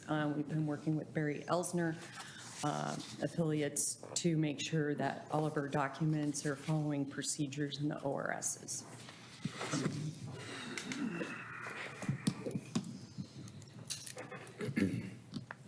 Okay. Any questions for Ms. Stone? Yes, Councilor Stearns. I just want to summarize what I thought I heard you say, and see if that's what you're actually saying. So basically, we need to get this new equipment in there, and we need to get it soon. And the traditional way of doing it takes a long time, and we're making it shorter. Yes. Okay. So you're saying I could have said it in about a sentence and that would have been good? Well, I don't know, just sometimes, I get Yes. distracted while you're saying That is the punchline. There's a long list of findings, and through the state, we're required to, follow those procedures and fully explain the reasons why we think this is the best approach, because it's not the traditional way, and any alternative process has to be approved by you, so. Does going through the process this way, does this, my concern always is with change orders and how last minute pivots and those things tend to drive up costs. Does this control this much better than? There will be a guaranteed maximum price that they will not go over. That's what I was hoping for. Yep, so no change orders. They will be held to a standard of performance. Really, to be transparent about this, the system we have in place right now has been in for about 15 years and really didn't operate as designed from the beginning, and there was a lot of this going on when it was installed that long ago. And the manufacturer's rep, threw extra bones at us, and we've made it work, and progressively it's just gotten worse and worse. So we don't want to have another delivery that looks like that. And we have the name of that company that we used Yes. and are not happy with? Yes. Okay. Absolutely. And originally, the proposal was to keep working with them. When I came on board, I asked for more data, more testing, to hit the pause button. It was ready to, we were ready to go into construction about that time. And the data proved and showed that that would not suffice. Adding more bulbs to this situation is not going to get us what we need, so. So right now, we're using duct tape and baling twine to make it. We're using very skilled operators who Yes. know how the treatment plant works, and a lot of them are very new. I'm very proud of the team. We've stayed in compliance during this whole last year. I'll be coming back in July to share an award from NACWA again, so all of that is good. Well, and that's a testament to you and the team there, and I appreciate that, because to be awarded that and have, Challenges. the challenges, Yeah. thank you, that your team is going through, so it's really great. I will get to you one second, I have one more question. And my question is that, and I hesitate to ask this but I'm gonna ask it, because sometimes I need to hear numbers twice for them to sink in, and so I'm gonna get the sticker shock out of the way now, so that when the budget rolls in and I look at it again and go, what the heck, you can go, we talked about this. What is the number that you think that we may be coming in at or close to in terms of cost of this project? So originally, this project was quoted at just over $1 million. It might have been 1.1, and I believe we're going to be, I'm going to go a little high and say 2.3 million. Yep. Let me put something else into perspective. Right now, we're looking at building we're talking about the wastewater plant, and I hear people get confused about the water plant versus the wastewater plant. The water treatment plant will be going through a full, brand-new facility building a brand-new facility intake that I see is going to cost about $80 million, right? Right, that's the partnership with Canby Utility. Yes. Yeah. So that is pretty steep. The wastewater treatment plant, as I look back, has had very little large capital investment over the years. And as I've come on board over the last year, there's equipment that's 30 years old, 20 years old, and we're due for upgrades. So what you will see, I'm giving you a snippet, what you will see and what I'll be proposing in the next 5 years is more around on the high end, I'll say about $5 million a year for the next 4 years, which would be significantly less if you compare to the water treatment plant that is saying it's going to be 80 million, here we go. What I'm proposing is to, incrementally every year do some good investments, and we'll have almost a brand-new plant by the time we're done, instead of a huge jump. So.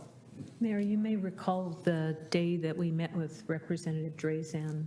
Yes, I And remember there that were vividly. several projects that were introduced to her that needed to be attended to in the wastewater plant. No, and thank you for that too, because that was Yes. a really detailed list that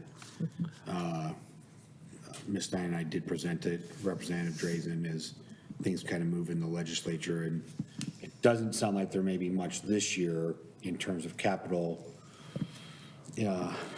funding for out there, but in subsequent years, hopefully that'll be the case. But so we're on that list, and they know that we have that ask out there. So this is the joys of running a city. So stuff does get old and need to be fixed. Councilor Patton, you had a question. Yes, I seem to remember back in the day, there was a dry solids drying process thing that was built over there, which went pear-shaped fast? Yes. Was that the same company that did this UV thing, or they're two different? They are two different Okay. things, yes. Okay. But I use that example quite a bit as we're talking about upgrades, because I don't want to say we will not have a repeat of that, but I want to say we will not have a repeat of that. We will do everything possible to be trialing new equipment. I just took our staff up to Linwood, Washington this week to look at equipment that we are hopefully speccing out for solids handling. But as we get into the next budget year, we already have taken trips to look at this UV equipment that we think we'll be installing at the Dalles. At this conference I just went to, I talked to several in the gorge that are using it and others in California that were there as well. But we have ranking criteria when we get vendors that come through, and the word of mouth is pretty, it's a strong point between different wastewater plants to share and invite each other to see equipment, how it's working, how it's not working, and the word travels quickly. This specific vendor, I can tell you, I have worked in wastewater myself over 33 years, and I've operated this vendor we're thinking we will likely go with. We don't know yet until the bids come back and we look at what's going to fit best. I've operated 3 different systems over those years, and I've toured the plant as well. It's up in Canada. So just to keep in mind that we're doing the footwork, so when it comes time, the rubber meets the road and the funding's there to do this, we are taking a look at how that application is working at other facilities and getting really good feedback. So when we come to design, we are asking the right questions and having folks that are working with us addressing the issues that other facilities have had as well. Okay. Hopefully there's not a crazy tariff put on it. Thank you very much. That is a reality, though. Yes. Yep. Okay, any other questions for staff before I open up the public hearing? No, okay, I will open up the public hearing. I don't think I have any proponents or opponents on the matter. No one's rushing the microphone. Lee, Kim, anything? No? Okay. I will close the public hearing. Any other questions or discussion items on this? Nope, okay. Does anybody have a motion they'd like to make? Well, so I'll jump in at once. I'll do it. I move to adopt Resolution 1424, adopting findings to utilize design build as an alternative procurement method for the ultraviolet disinfection system project and exempting the project from competitive bidding requirements. Thank you.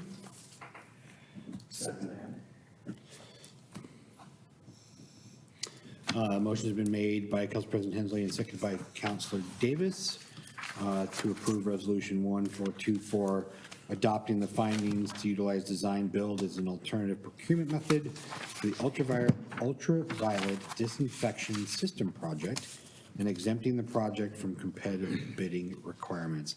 Any further discussion? All those in favor? Aye. Anyone opposed?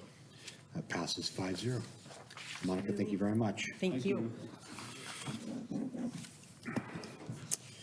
Next on the agenda is ordinances and resolutions. Item 6A, consider resolution 1425, resolution adopting the city council goals for fiscal year 25 to 27. Sorry, it says, 25, 26. Yeah, I generally put 25, 27. Last year, we adopted them for 24, 26, because we generally end up starting them this fiscal year, and then they wrap through the entire next fiscal year. So that's why they have that date on them. If you'd like them to be referred to something else, we're happy to do that, but just following past protocol. Works for me. So council, as you know, you met on Friday, January 31st to identify the preliminary goals. That work was further refined by the leadership team in February to make sure they were feasible, understandable, and that progress could be made on them.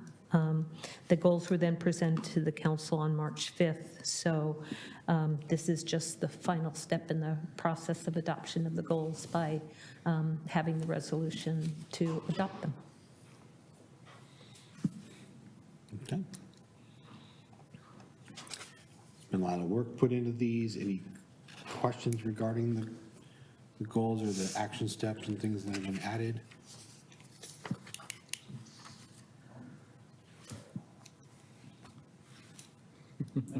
Okay. Do we want to approve them or do we want to table them? Yes, Councilor Patton. I move to approve resolution number 1425, a resolution adopting the city council goals for fiscal year 25-27. Thank you, Councilor Patton. Second. Thank you, Councilor Davis. A motion has been made by Councilor Patton and seconded by Councilor Davis to approve Resolution 1425, a resolution adopting the city council goals for FY 25 to 27. Any discussion or further thoughts? All those in favor? Aye. Anyone opposed? Any abstentions? Carries 5-0. We've adopted our goals. Thank you.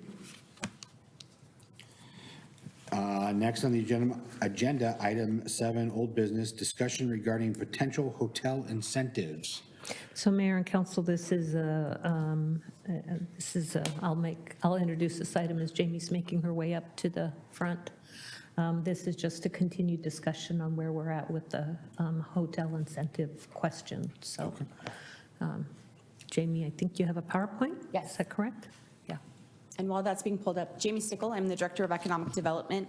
And tonight, I've brought the list of incentives, some of which have been talked about previously with new counselors. We thought we'd go over the entire list. And really hoping to kind of gauge interest in any, in all, in some, in one, so that then we can bring back more information. A lot of these are kind of skimming the top layer, and so I'll just get right into it. There we go. There we go. So economic development staff, we researched incentives for the recruitment of a hotel to Canby and discussed those incentives with colleagues within the industry as well as local and regional partners. So that included everything from Council President Hensley mentioned it earlier during the work session, but the SDC conversation, talking with Don Hardy about that. So I'll talk a little bit more, or Jerry Nelzine kind of discussing some of the options, as well as reaching out to Clackamas County Economic Development to see what their input was. And from there, the Economic Development coordinator connected me with Travel Oregon, who sent me to the Oregon Travel Lodging Association president, who was able to provide some input. Yes, it's a mouthful, and it was very, very helpful. It also came from conversations that have been ongoing with hotel developers or hotel representatives and even property owners. The incentives, I've just grouped them into 3 different categories. So fee and permitting assistance, tax abatement, and then public-private partnership. So to kick things off, just to continue the conversation as was had during the work session today, the systems development charges, SDC assistance. So those are the one-time fees that are charged for development to assist in the funding of infrastructure costs. After talking with Don Hardy, he indicated that he believed that the City of Canby could develop a structure that would provide a reduction in SDC fees for hotel development.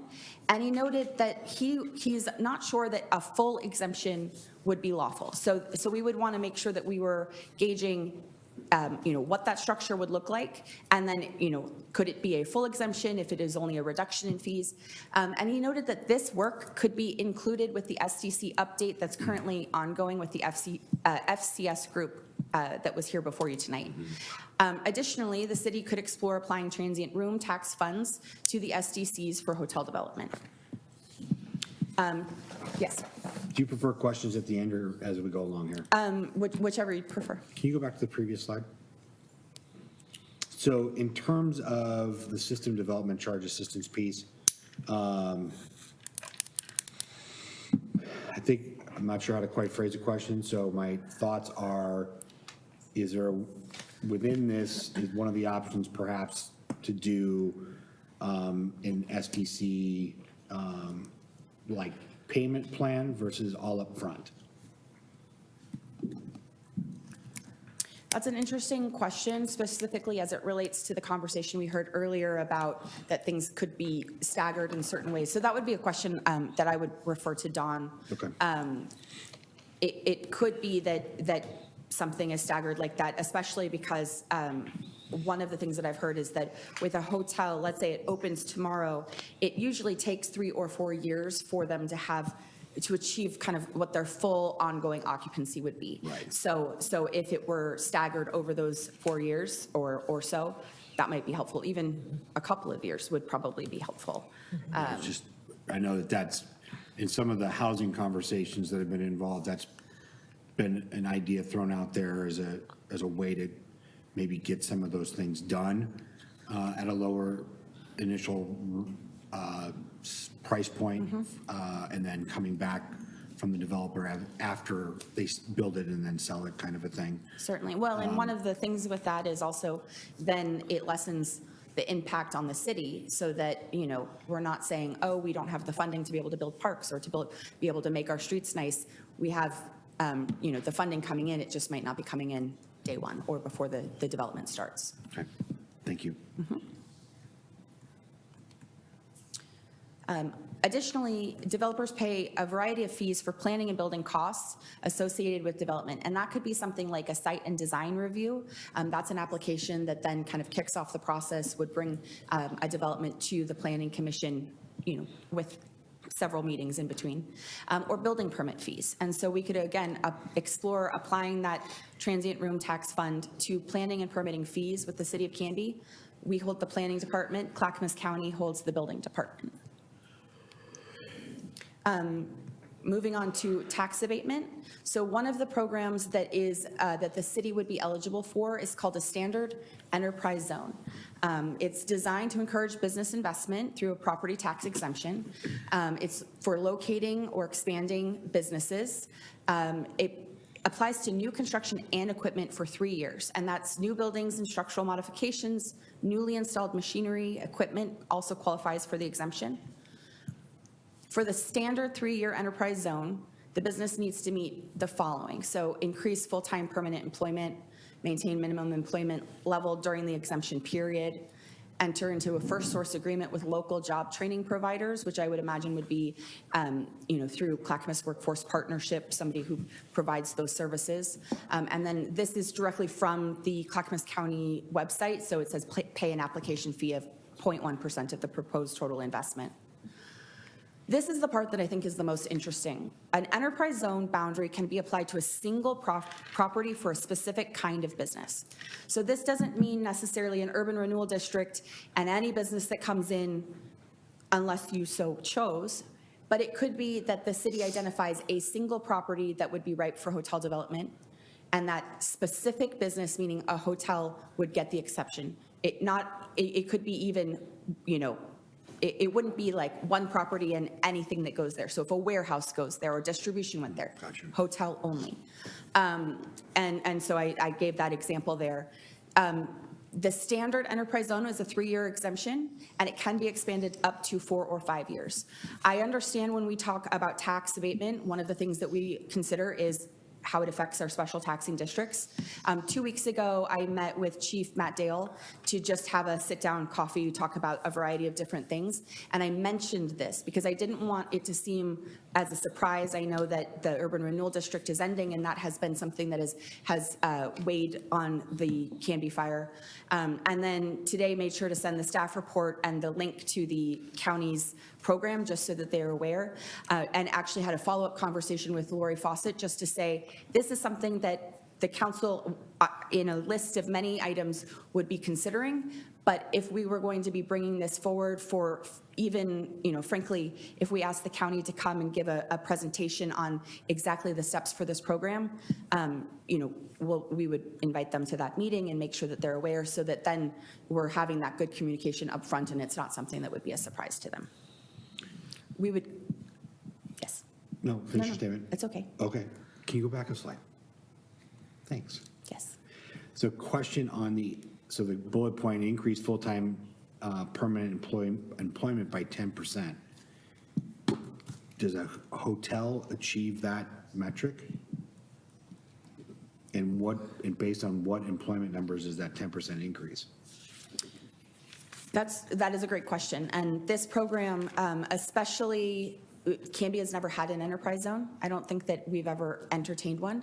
So I think that that would be what I would hope if we were going to seek more information on this, that we would invite, like, for instance, Cindy Moore, who has worked at Clackamas County for a very long time, invite her to a meeting so that she could provide the oversight on exactly what the program is. Because the way that I read that, the way that you read that, and the way it is supposed to be read could be three completely different things. Because in my mind, if it's an empty plot of land and you put out full-time employment, you're increasing the full-time employment by more than 10%. Keeping that employment, right? But I think that having the specialist that oversees the program for the county at that meeting to present would be the way to go. Okay, thank you. And I guess that would make sense if it's an empty lot. Yes. You know, that we're using and you're putting a new building on there, that would make sense. Yes, sir. So going back to the tax abatement portion of that, and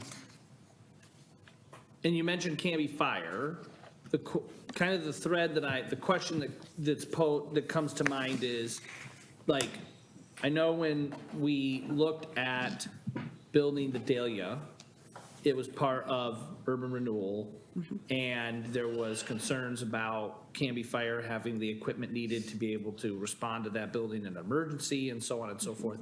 If we're giving them a tax abatement to build a building like that, is there some sort of language that can be put in there to say, we're doing this abatement, but still there has to be something put in there to ensure, like, there's some fee that needs to go to Canby Fire to ensure they have the proper equipment to respond to an emergency at that building? Like, I don't know if it would be like a 7-story ladder truck or something like that. There's probably limitations there, but that's something that would come to mind as far as that tax abatement portion of it. Yeah, and that's something we can look into.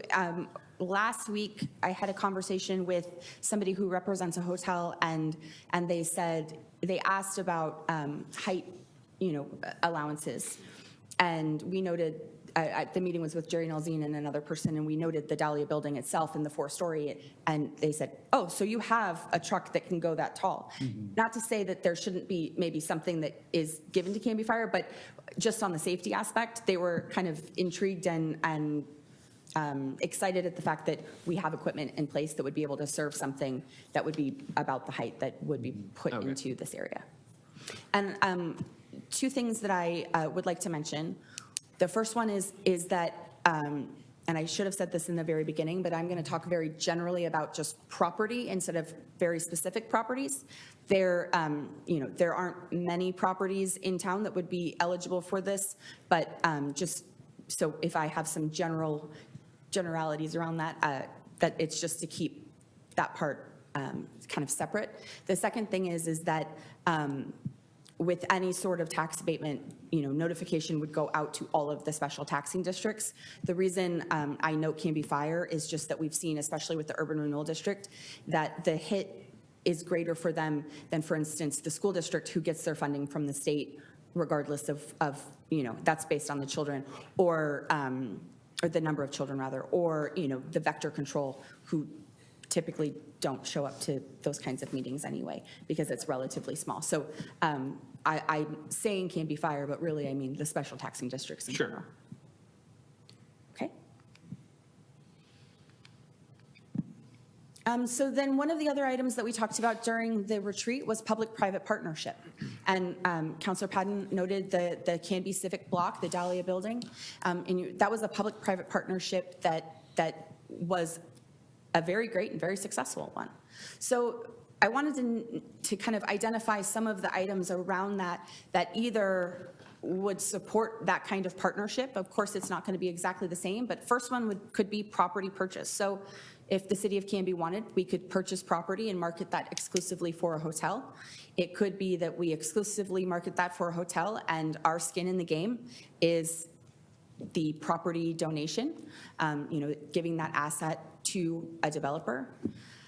The second one, city-owned property, which, one of the things that we think about a lot is that the city doesn't have a ton of property to be able to market for something like this. The reason the Dahlia was so successful is we had property downtown. We built this building, and then we were done with those buildings. I was in a meeting at the Canby Police Department. This is the only property I am going to talk about, but we were in a meeting at the Canby Police Department, sitting in their beautiful community room, and I was listening, and I looked out the window, and I thought, well, that's city-owned property right there. And I know that there's talk about potentially doing a pedal park there or something along those lines. The amount of acreage, including the police department, is about 14 acres. The pedal park that has been discussed would probably not take the whole of that. And then if you think, well, a hotel could potentially go there. It is a difficult spot because it does not have access directly to Highway 99. And I was in a meeting with somebody and said, what about this property? And at first they said, that's great, that's wonderful. And then they said, oh, you can't cross over from Highway 99 across, and the access of having to send somebody and loop them through downtown now, not only, and then downtown and then residential, not only does that add traffic to our downtown, but then also through residential, and frankly, some of that on and off of the freeway loses people. But I wanted to note it because since this conversation has started, I've long said, like, I just wish we had property. And then one day I thought, well, we do have property.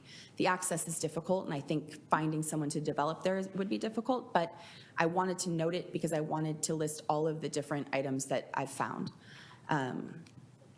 So then, yes, sir. This will be controversial, but No, the school, can't go on fortune for on the the school district has a lot of property that's not developed.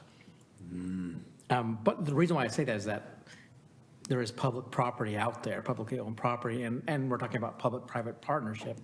But, and again, just throwing it out as more brainstorming than anything else. Would you ask them for 2 acres, preferably on Highway 99? I don't know if they have a 99, but they do have some. They don't. But but there's property out there. I think the idea is just location, location, location. And I don't disagree with how much school land there may be. It's just not in the best location for. And the other brainstorming thing that popped in my question when you said I appreciate that. The police department property is, Not bad. could a road be built to access 99 from there? Jason, do you want to take that one? Well, I will answer I'm Councilor Stern's just question. throwing it out. I mean, It's not that far from 99. I appreciate the brainstorm, and in fact, that's how some of these items that you'll see on the next page came from. It was just throwing ideas out there. The piece with the road is that there was a plan, or is still a plan, that at some point connecting Barlow and Arndt Road into Northeast Third. I heard that. Right, and so there has been talk of it. The project itself was expensive, I think, 20 years ago when they started talking about it. I've been with the city for almost 13 years, and it has been at least talked about for that long. But that the project itself keeps getting kind of pushed to the wayside in favor of other projects around the state.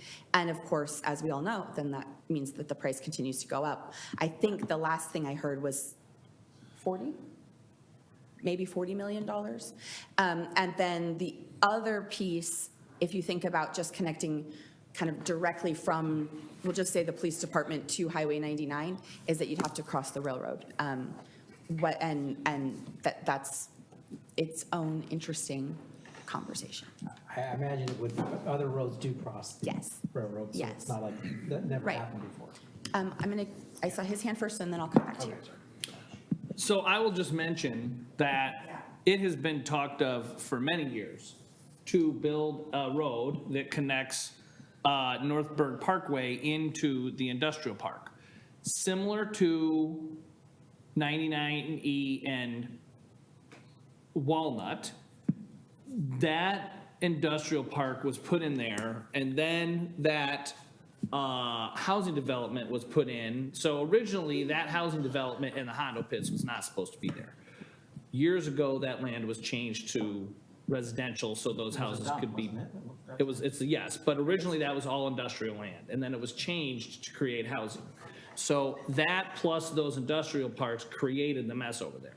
Back when I was originally on council, like 2009 to 11, there was actually talk of building a road that connected from 99E, extending Northburg Parkway over the railroad tracks and then into that area. Now, apparently there's questions about what would the cement mix property do, yada, yada, yada. Essentially, it is possible, because there was a number of things, like the pedal park has been talked about down there. Back in the Wayback Machine, there was talk about maybe putting the transit center over there. There's been a ton of different ideas, the dog park, all sorts of stuff. But no, there is a way for the city to control its destiny and not relying on that big punch out of the street to go all the way out to Parlow, but to actually build that connector. Maybe sometime before I die, which would be kind of cool.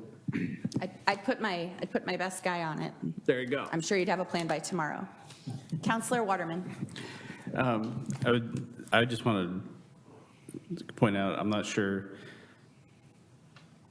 how many hotels like to be built literally right next to a railroad. If how enticing that really is for the people that are staying there. Right. So. That We're is. going to have to do it is a another consideration. quiet zone or whatnot, so. That's a consideration, and it is something that I've spoken with people about. We do talk about soundproofing. I know that they did extensive soundproofing at the Dahlia, because while the quiet zone was going to be in progress, it took a couple of years before it was final. The quiet zone itself, I think we learned a lot, and it was very expensive with ongoing costs. And so I'll just say that never do I suggest that a quiet zone would happen. I think more soundproofing, and then there's some natural barriers in some of the locations we've looked at that might help to reduce. And frankly, being someone who, I lived in Canby for 10 years, kind of off of Pine and very close to the fairgrounds, and probably not in a building that was very soundproofed. And rarely, even sometimes with the windows open, did I hear the train. It's not to say that that's not a consideration. It certainly is. Yeah. But it seems to me from my conversation that is that's not a end game. It's more about, frankly, having the right financing at the right time and understanding that the hotel could be filled, to a capacity that makes it make sense, those kinds of things. That's more what the focus is on. But it's a consideration, absolutely. Councilor Patton. Yeah, and I would just say to that point, it was very interesting. My grand boss sent me a thing where I had to figure out how many nights I slept in a hotel last year. And it ended up being like 68 nights in hotels throughout the West and East and such. Most of them are built near highways, and many of them are built near airports. And I would say that a highway noise is way more prolonged and sustained than the train coming through. So I personally would not have any concerns about it being located near the railroad. Because especially with major highways with tractor trailers and stuff, it's running all the time. So you just have to pay more or be part of the Diamond program in order to be not on the roadside. Well, and kind of to what you're saying, I do believe, and this isn't just a unique selling point, I do believe that having the quiet zone in the downtown reduces the noise overall through Canby with the train. Not to say that they don't, blow their horns, certainly you hear that. But I was at a 2-day event at Clackamas County Fairgrounds, and it was the first nice weekend that we've seen, so they had all of the doors open, and I am easily distractible. Not once did I hear that train go by, and it's right at Pine, so they would have been blowing horns there. And so I think it's a consideration. It's something to be aware of. I wouldn't say to a developer, nope, you would never hear it. I would have much of these same conversations, but I think that with soundproofing and frankly, the expectation of that it's going to be there, and some of that environmental quieting, that it's not a roadblock. Oh. Jamie, thanks for do we have any other options? Yes. I just have two more quick ones. Okay. Do you want me to finish? I'd like to hear the other ones. Okay. So the last two are they're kind of almost add-ons, but it does help to foster that relationship. So a design concept planning, so the city could begin to work with identified property owner or property owners to create designs of what a hotel, and it would be generic, it could be the Canby Hotel, would look like on the very specific properties that would fit for a hotel development. Then utilizing those renderings actually to market the property, so that you're not just saying, we've got this retail market or this hotel market analysis, we've got property owners, we've got the need from different groups in the community, but also this is what it could look like, and it helps to start to paint that picture, and then also, and I called this city developed property, but one of the people that I spoke with said, if for instance there was a natural area near, so for instance if it was we're surrounded by water, could be a pond, it could be something beautiful and natural. Would the city consider developing that area to beautify it that would be park-like? So it could be a walkway, it could be a park itself, a dog walk. Those are just some of the ideas, but that way it's the city helping to support the project, helping to support the development, and also adding to the recreation, availabilities that are there. So those are the options, and I just listed them I'm happy to go back and forth, but I listed them for you here, and I will also make sure to send out the slides so that you all have them. But now, take your question. Okay, thank you. Yeah, I like that last option only. Not in favor of enterprise zones at all at this point. I know that Amazon studied that in Woodburn, and they were given the option of doing an enterprise zone to build the Amazon building, chose not to, just simply because of the loss of taxes to the city of Woodburn. And so they chose not to do the enterprise zone for that large structure in Woodburn. But I think we open up Pandora's box into the future once we start any enterprise zones. And with the addition of our industrial area coming in through the comp plan, strategic investment zones, we don't want to see those ever again, moving forward. But I'm not in favor of opening up that, because whether you call it 1 to 3 years or 3 to 5 years, where does that end? I mean, that can go out to 10 years or 15 years, like some other type of enterprise zones. I have one thing to add, and not as a debate, just something I found in my research, and I didn't include it because I do not believe that Canby is eligible. There is a long-term enterprise zone for rural communities. I do not believe that Canby, because it's Clackamas County, I don't believe we're eligible. That one can go 7 to 10 years. Right. This one is specific to 3 years with the city's or the municipality's option to extend an additional 2. So I just want to make sure that I'm clarifying that there is another enterprise zone out there through Business Oregon. Right. This is not that, but I hear what you're saying, and I wrote it down. Yeah, but I do like the design, or working with some property owners to see what we can build in to make it more attractive, and helping, even if it's the cost of helping with the design with the building owner of what it looks like. I'm in favor of that. Okay. So the last two, meaning the design assistance and then the city developed property potentially? Yeah. Okay, Yeah. perfect.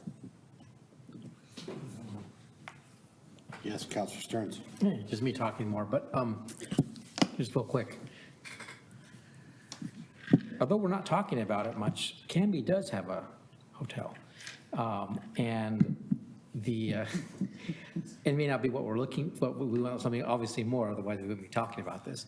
But the one we do have, you have the transient tax, so you should be able to know what the occupancy of that is, right? That should be data that's available based on the transient tax. And so I'm just curious, how much business does that get? I mean, I know it's a Motel 6, but still, I'm just curious about it, and perhaps It suits a need. an idea could be to renovate that property to make something that would be more attractive than it is now. Just a thought. Certainly, thank you. Councilor Patton?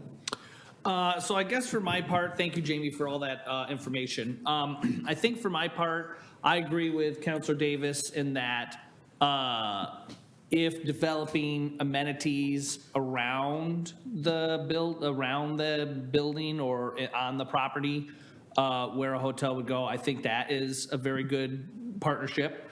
As far as the design thing, I'd be okay with that, but I would prefer to see the people have a little skin in the game, because the last thing I want is like 40 people saying, oh, let's see what a hotel would look like over here, right? And now we've spent a ton of money on all these, far-fetched hotel properties. So some sort of vetting process for that. I would be willing to maybe look at, land acquisition, but it would need to have some pretty solid strings attached as far as, if the city is purchasing the property, it is either sold to them at a reduced rate, or they have to pay over time a certain amount back to the city to cover some of the cost of that, so that they continue to have some investment. And then, if the plan is to have this around for a while, if for some reason it's built and the city owns that land, the slippery slope would be, well, then, if it folds, then do we turn it into affordable housing? I mean, I don't know, because now we may technically own a hotel. So that's the only misgiving I have about that. I'm not a fan of doing tax credits and stuff. We are already looking at budget concerns, and giving up tax money is always a concern of mine. And yeah, I think that for me, and as far as creating a special zone around that building, that gives me a little bit of heartburn, because then who else is going to want something like that? But no, those are the ones for me that stick out the most. I think I have captured your comments. Okay. And I can watch it back. But Just an idea, but as we look at the Walnut Street extension, and we look at the availability of property in there, and we've got Jarbo's restaurant there, and the ability to access right onto 99 with a controlled intersection and stuff, is that a possibility of, now that we're developing the Walnut Street extension, possibly looking at what land potentially would be available to put the hotel in that area rather than the downtown? To answer that question, I would say that the properties that are being considered are along Highway 99, not necessarily in the downtown, and we would consider every possibility. So, Okay. yeah, Gotcha. that is something that we Gotcha. would consider. Jamie, I thank you for We need to be vague. answering that question. As soon as his question came out, I was like, oh, Nelly, so very well It was my big test. communicated. No, that was My good. big test tonight. Yeah, Thanks for the wink. yeah. And Councilor Davis, what are you asking? It's like, stop asking specific. Councilor Waterman, did you have something to add? I just wanted to say I really appreciate seeing this information. It's really nice to see, all the options, put down in one spot, and hearing about all the work that's been going down. I appreciate all the hard work putting into this. I'm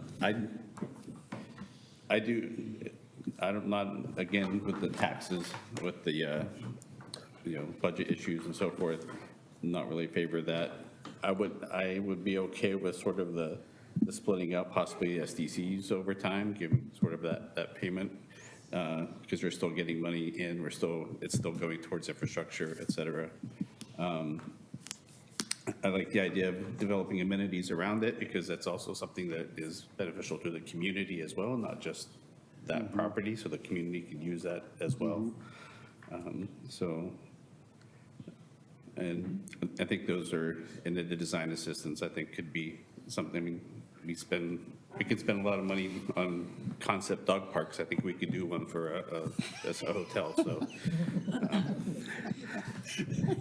Thank you. Thank you very much. And I'll tell you that the amenities, developing the amenities was something that when it was said to me by somebody representing a hotel, I was like, that's a great idea, because it does serve the community, not just the visitors. It is something that, we have an entire goal in our, as you know, in our city council goals as adopted tonight around parks development.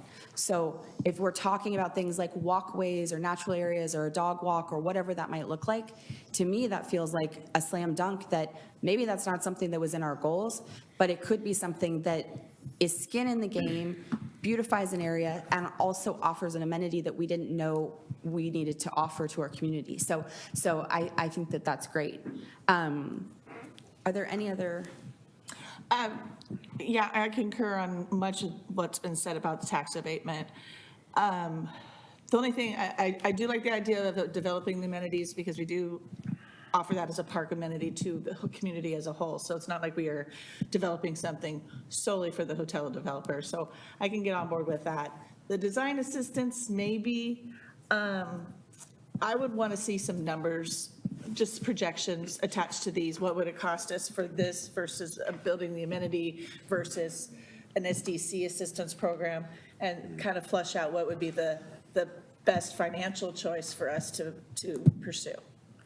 Great. Because there are some pretty all right ideas here, but I'm thinking about the dollars too. Right, absolutely. And I think that, based on our mid-year budget review, we have to be very thoughtful about our dollars, how we spend them, where they're spent. And I think that one of the things to remember is that this conversation is a start of what we can offer. So let's say we start to think about, design assistance, and we attach a number, and it makes it through the budget this year. And so we provide some design assistance as a recruitment tool. That's great. If it does not work, maybe we revisit this list. Maybe there's something else that came up. Earlier when we were talking about SDCs, and Don Hardy and Todd Chase were talking about local improvement districts. And Jerry leaned over to me and he said, well, that might be helpful. That was something that neither of us had considered before, and we've really mashed our heads together, but it was somebody saying it in a way that all of a sudden it clicked. And so, there might be something else that comes up like that in the future, but this can be a list that we add to. It can be a list that we refine and revisit. And I feel like I have some insight and some consensus to be able to say, ask some questions to Dawn about SDC, the SDC staggering, for example, and looking into what it would cost to have a rendering designed to be able to use, that maybe that comes through the budget committee, so that then you're revisiting it, or we bring some or all of this back to you and refine that with some additional numbers. I'm happy to do whatever you would like me to do. So Jamie. Mayor? My 2 cents. Actually, I think I have a nickel. First off, thank you for putting this together, because I know that the council has been cranky on this subject matter for a little while. I think they're excited. What's that? Excited. We about are the excited. opportunity. No, we're excited. Excited. I know that there has been conversation with property owners in town that are interested in having this as at the possibilities, and are as equally as excited. So I'm just going to start down at the top and go my way through it, and at least, like I said, my nickel's worth. In terms of the SDC assistance, I think there is opportunity there. I don't think it's a full-on wipe it all away, but if there's, I'd be curious to know if we look into, a delayed payment piece, how that could work. How do we legally protect us as a city to make sure that we do recoup those costs as we normally do? So maybe it's less cost up front or whatever. The tax abatement piece, which we have been talking about this now for a number of years, and there has been a lot of excitement and passion around this topic. And I think if we are to be serious about seeing something like this, then we've got to put some skin in the game. So when I look down the rest of this list, I am for a standard enterprise zone. I think that 5 years at the most is worth the investment to bring something like this into our community that then talks about adding jobs, adds the transient tax, becomes another amenity to our industrial park, to the event center, et cetera. So I think there's got to be some skin in the game on our part in that regards. It's not a forever thing. I know we ran into this conversation with a business in our industrial park that ruffled a lot of feathers on that regards. That's a big piece, and I totally understand that. So that's my piece on that. In terms of the public-private partnership, I've said it. I think, we as a city don't own a lot of property, and we should, so that we can be involved and be at the table in some of these conversations. So for us, I think city-owned property, the property purchase piece for us to be able to be part of it is key. I didn't think about the city-owned piece. I think that is, we do. We have a large piece down there by the police station, and how do we make it feasible and getting in and out of there and that kind of thing. The design assistance, I think, would be a great idea. And here's why. I think if we have already had conversation with property owners, I think it's worth having the conversation with them to partner with us. Hey, you give a little, we give a little, what could a hotel look like on your property? Whatever ones those are. And then city developed property, we're talking about, I think that would be great as well.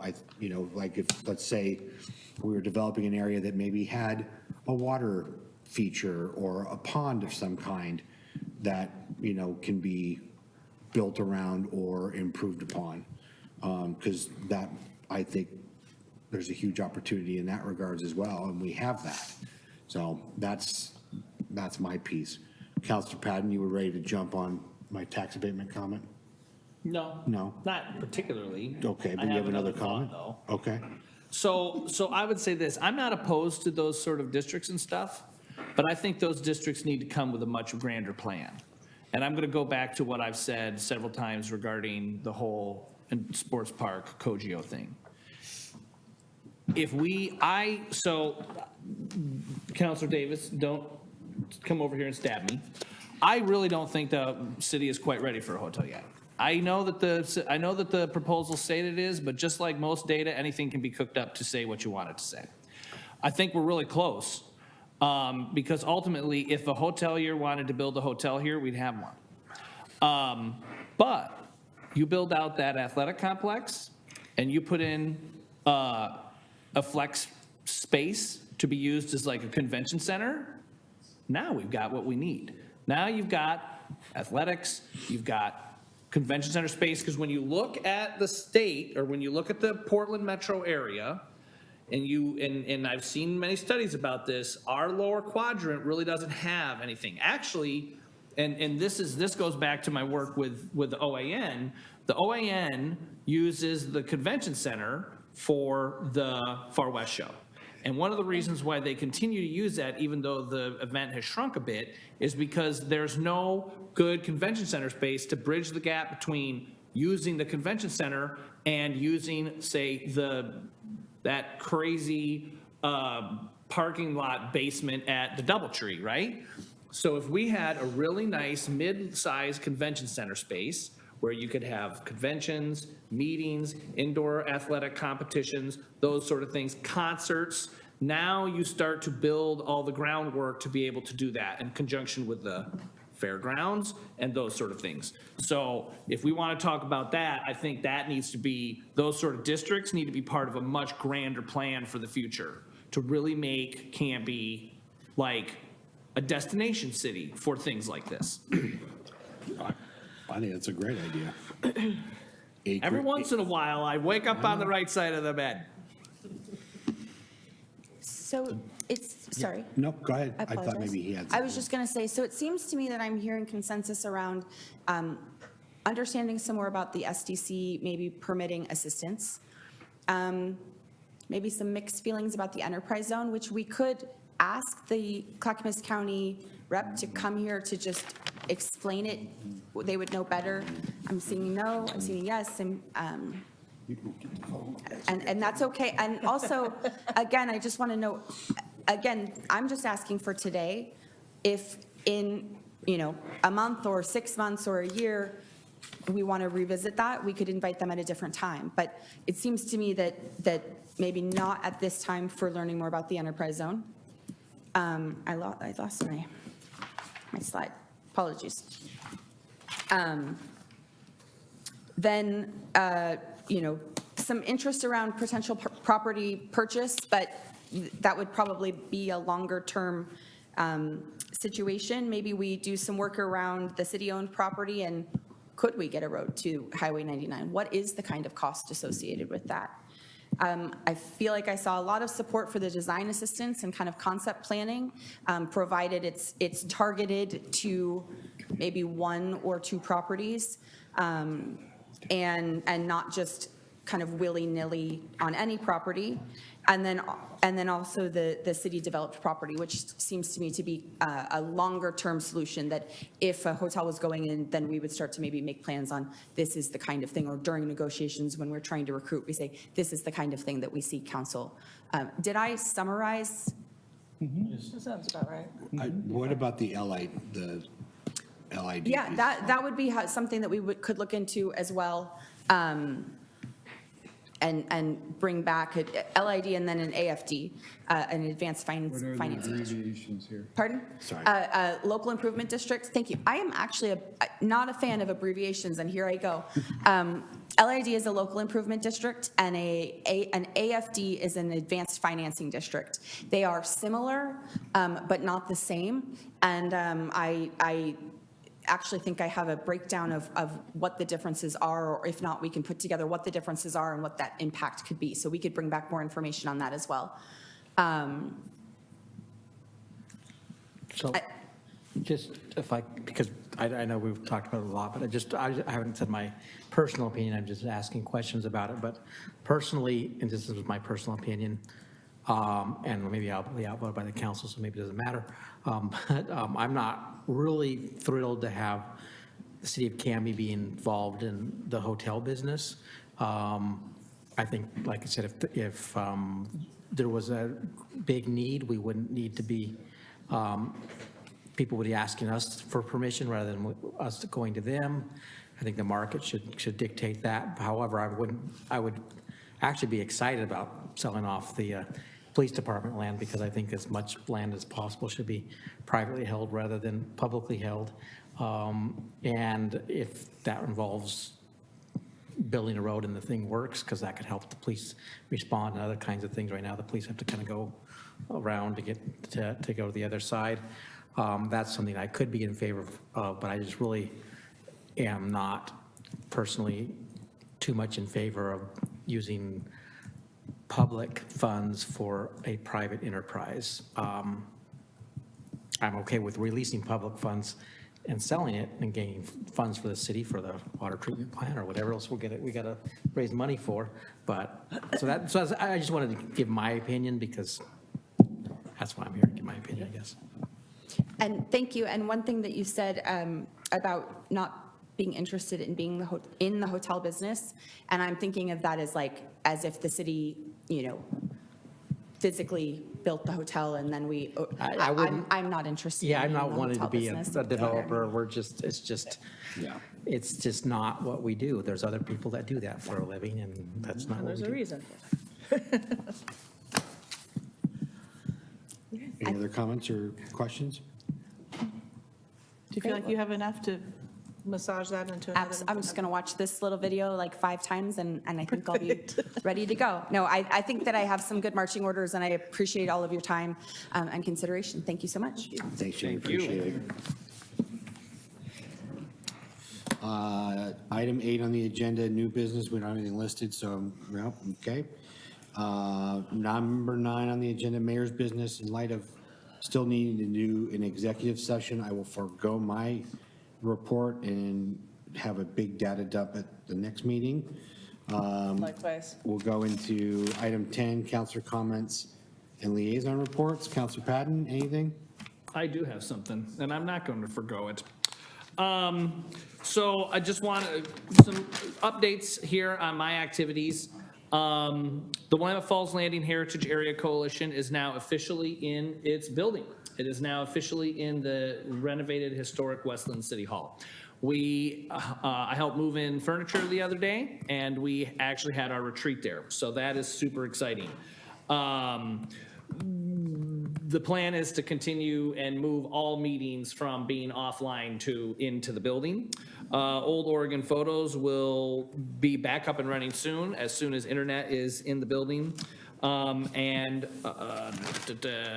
Two things that I would like to see is, and I've mentioned this before, I would like to see if it's at all possible to budget this group becoming a paid member of the organization. Even if it's $100 or $200, which is some of their levels, I think that would be beneficial, not only for the group, but also for us being able to tap into that resource. And then also I saw the agenda for the Clackamas City's dinner meetings, and the one on April 22nd is also in line with our budget meeting. May 22nd is in line with our budget committee meeting, and it will actually be held in that building. And so if there is at all possible, if there's at all possible for us to still be able to make that work, that'd be great.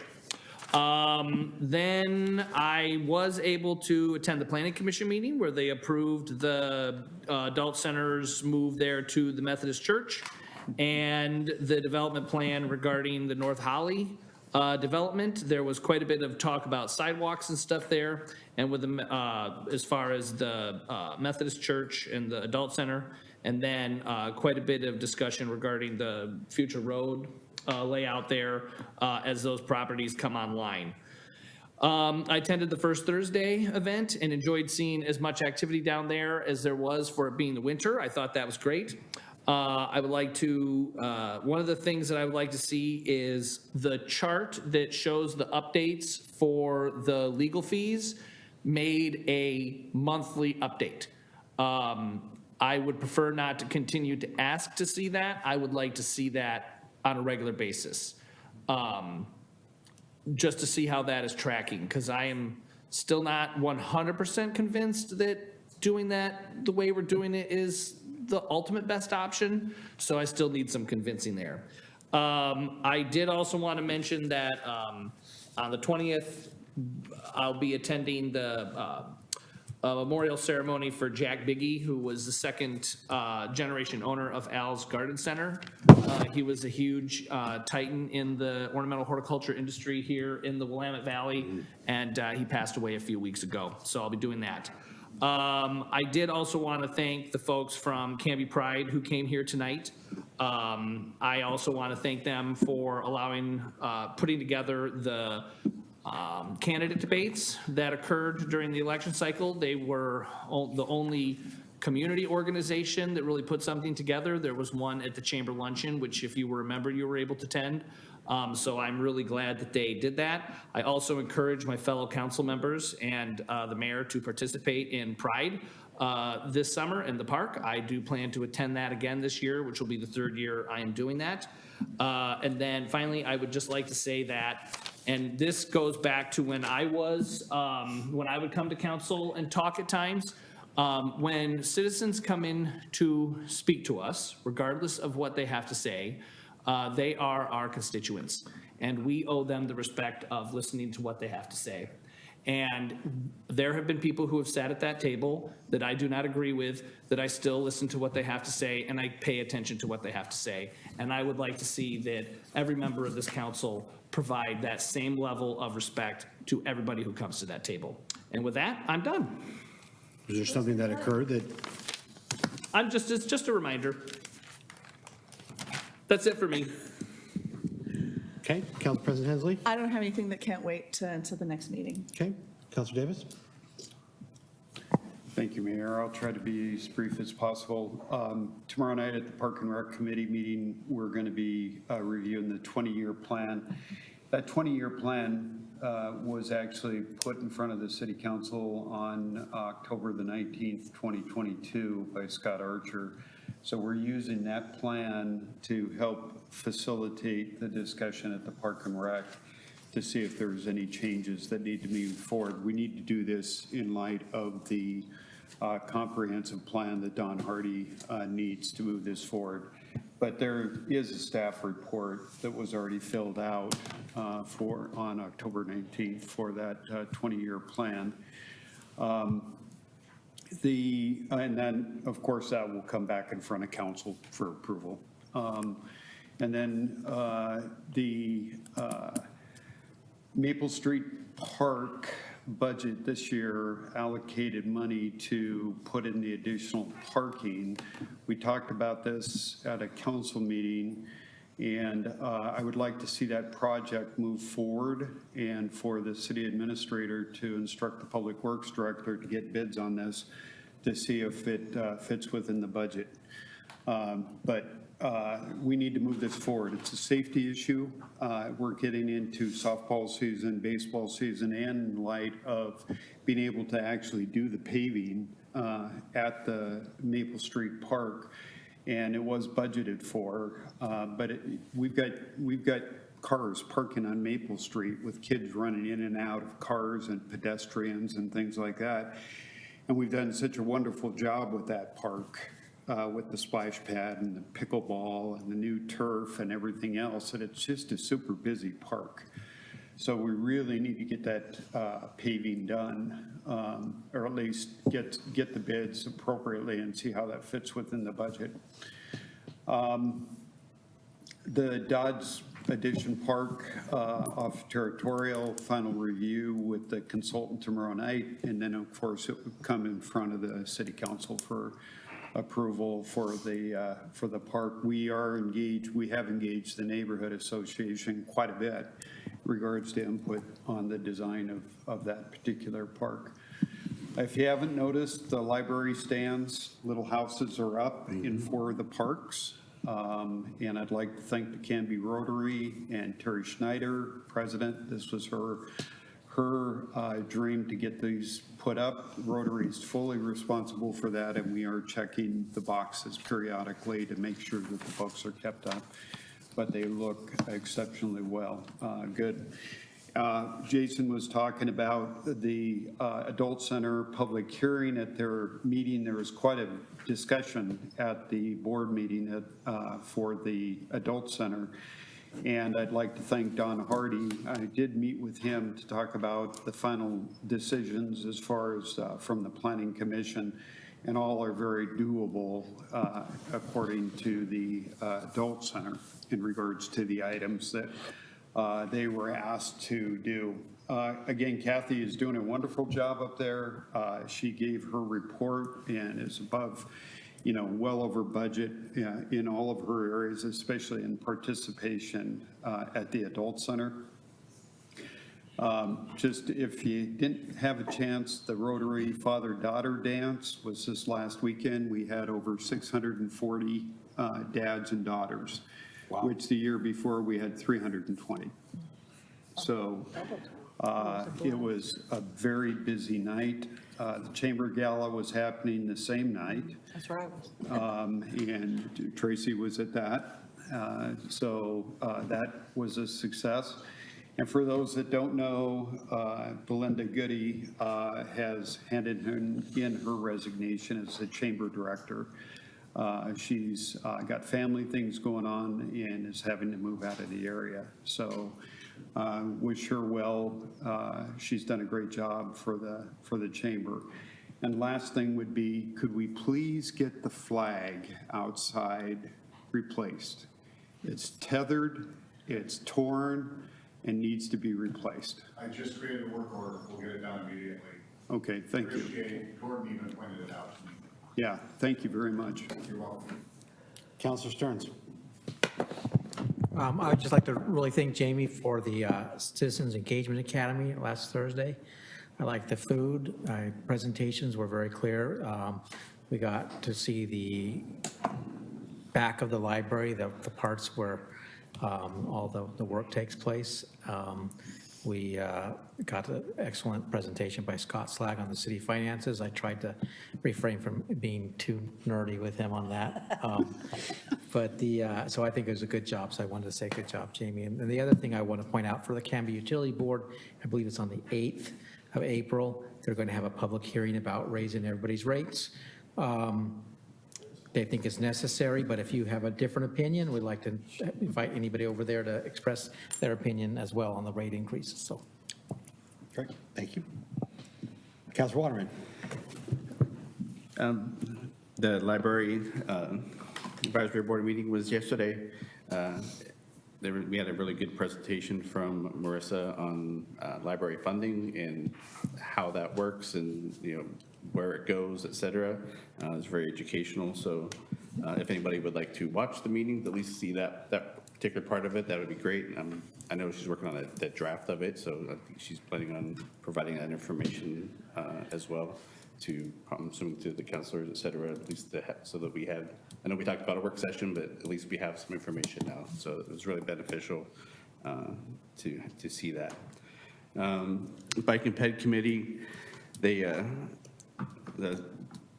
sounds like there's really good work going on with the state of Oregon and the Oregon parks for the e-bike rules that have been missing for a while or that need updated. And so that's being addressed. And so they reviewed what the latest draft is from the state, and it looks really well, and they appreciate that.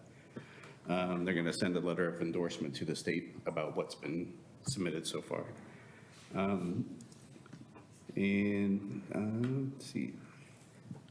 And also like to say that we're attending the Pride in the Park. It's June 22nd, so that's just been recently announced. So please come out and support and enjoy the festivities there. And I think that's it for now. All right, thank you all. Item 11, City Administrator Business and Staff Reports. Ms. Stein. Mayor and Council, first of all, I wanted to kind of cycle back on what Councilor Davis was talking about with regard to Maple Street Park improvements. We're in the process of issuing, we've issued the RFP for the engineer of record. So right now we have nobody to design, no engineer of record to design the park improvements. So that needs to happen first, as I understand. That will, so while that's happening, I will schedule this issue of the motion that was made by the Park and Rec Advisory Committee. Say that again. I'm having trouble hearing you. So we are working on an RFP for a new engineer of record. And that needs to happen first before we can enter into a design on the Maple Street Park improvements. I think you're talking about the parking lot, Jerry? If we're going to, yeah. Yeah. So that has to happen first before we can have an engineer who can design the parking lot improvements, unless it's done by internally, correct? Yeah, if we wanted to do it in-house, speed this up, try to build this parking lot in-house, we could do it right now, but to get a design, layout, all that stuff, we need to get this engineer on board and get him to basically design it. professionally, so we put the most parking spots in we can at Maple. We've got several options to look at. I actually have been working on this parking lot since clear back to Rick Robinson. And right before he retired, we were actually looking at having Public Works just put in like a temporary parking lot to get us going while we built the other one. So I think we need to have more conversation on this and direction. I know the Parks Advisory's got a recommendation that they brought to us. I'm fully aware of all that. We're gonna have another conversation tomorrow night. But as soon as I get the direction on this, I want to move forward as fast as I can. It's budgeted in this budget cycle, and it's also, I put in a request for the following budget in case we had a lag or something, so that we don't miss this opportunity, if that makes sense. Does So that make sense? there was an email that I sent out earlier today, and it was rightly pointed out that, that this issue of the decision on what to do should be in a notified public meeting. And so I'm happy to put it on next week's April 2nd agenda. So it sounds like we've got some time because you need to get the engineering done anyway, or get the engineer on board first before we before we design the parking lot, unless it's put in by Public Works. That's the kind of, Councilor Davis, that's kind of where I'm at now, is that we might need to do something temporarily to get by while we design this, so we do it right. But I think the plan is to bring it back before you get some direction, move forward. Is that kind of what we're going for? Make sure we have consistency. Whatever you guys need to do. Okay. Also in your packet is a series of projects. Jerry, if you'll just stay up for a second, if you have any questions on the project tracking sheet. We don't show it to you very often, but I wanted to show it to you again. So that's in your packet to look at. So did you have a chance to look at that, and do you have any questions at all? I did not have a chance to look at it. Okay. Please do. And if you have any questions, follow up with Jerry on that. The only thing that will have a change at the next time is we'll have, now that Monica's been here and talked, we'll have an update to her project list. Okay. Great. And out of the interest of time, you have bi-monthly reports in your packet. I was going to comment on some of those. I'm happy to, but also want to, recognizing it's 10 after 9 and we've got other items to get to. So Okay. that's all I have. Second opportunity for citizen input. Looking to the citizens for input? No? Okay. Action review, Teresa.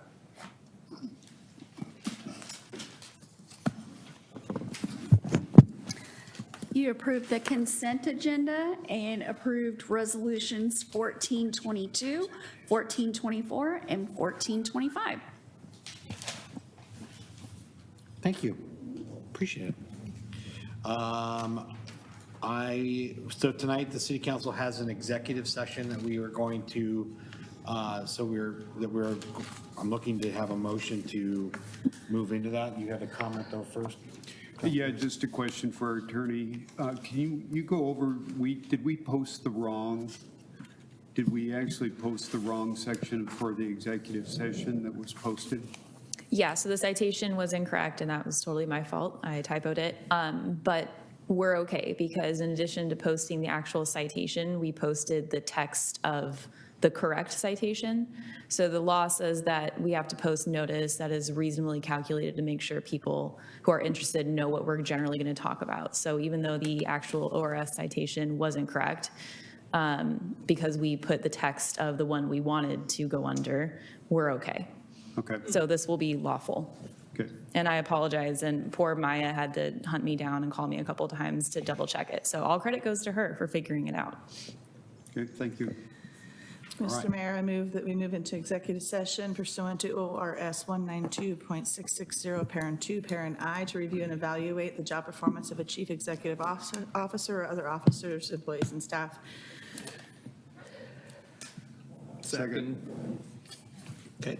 Motion's been made by Council President Hensley and seconded by Councilor Davis Padden to move into executive session under pursuant to ROS 192.660, parent 2, parent J. No. Is it I? It's I. Yes, it's I.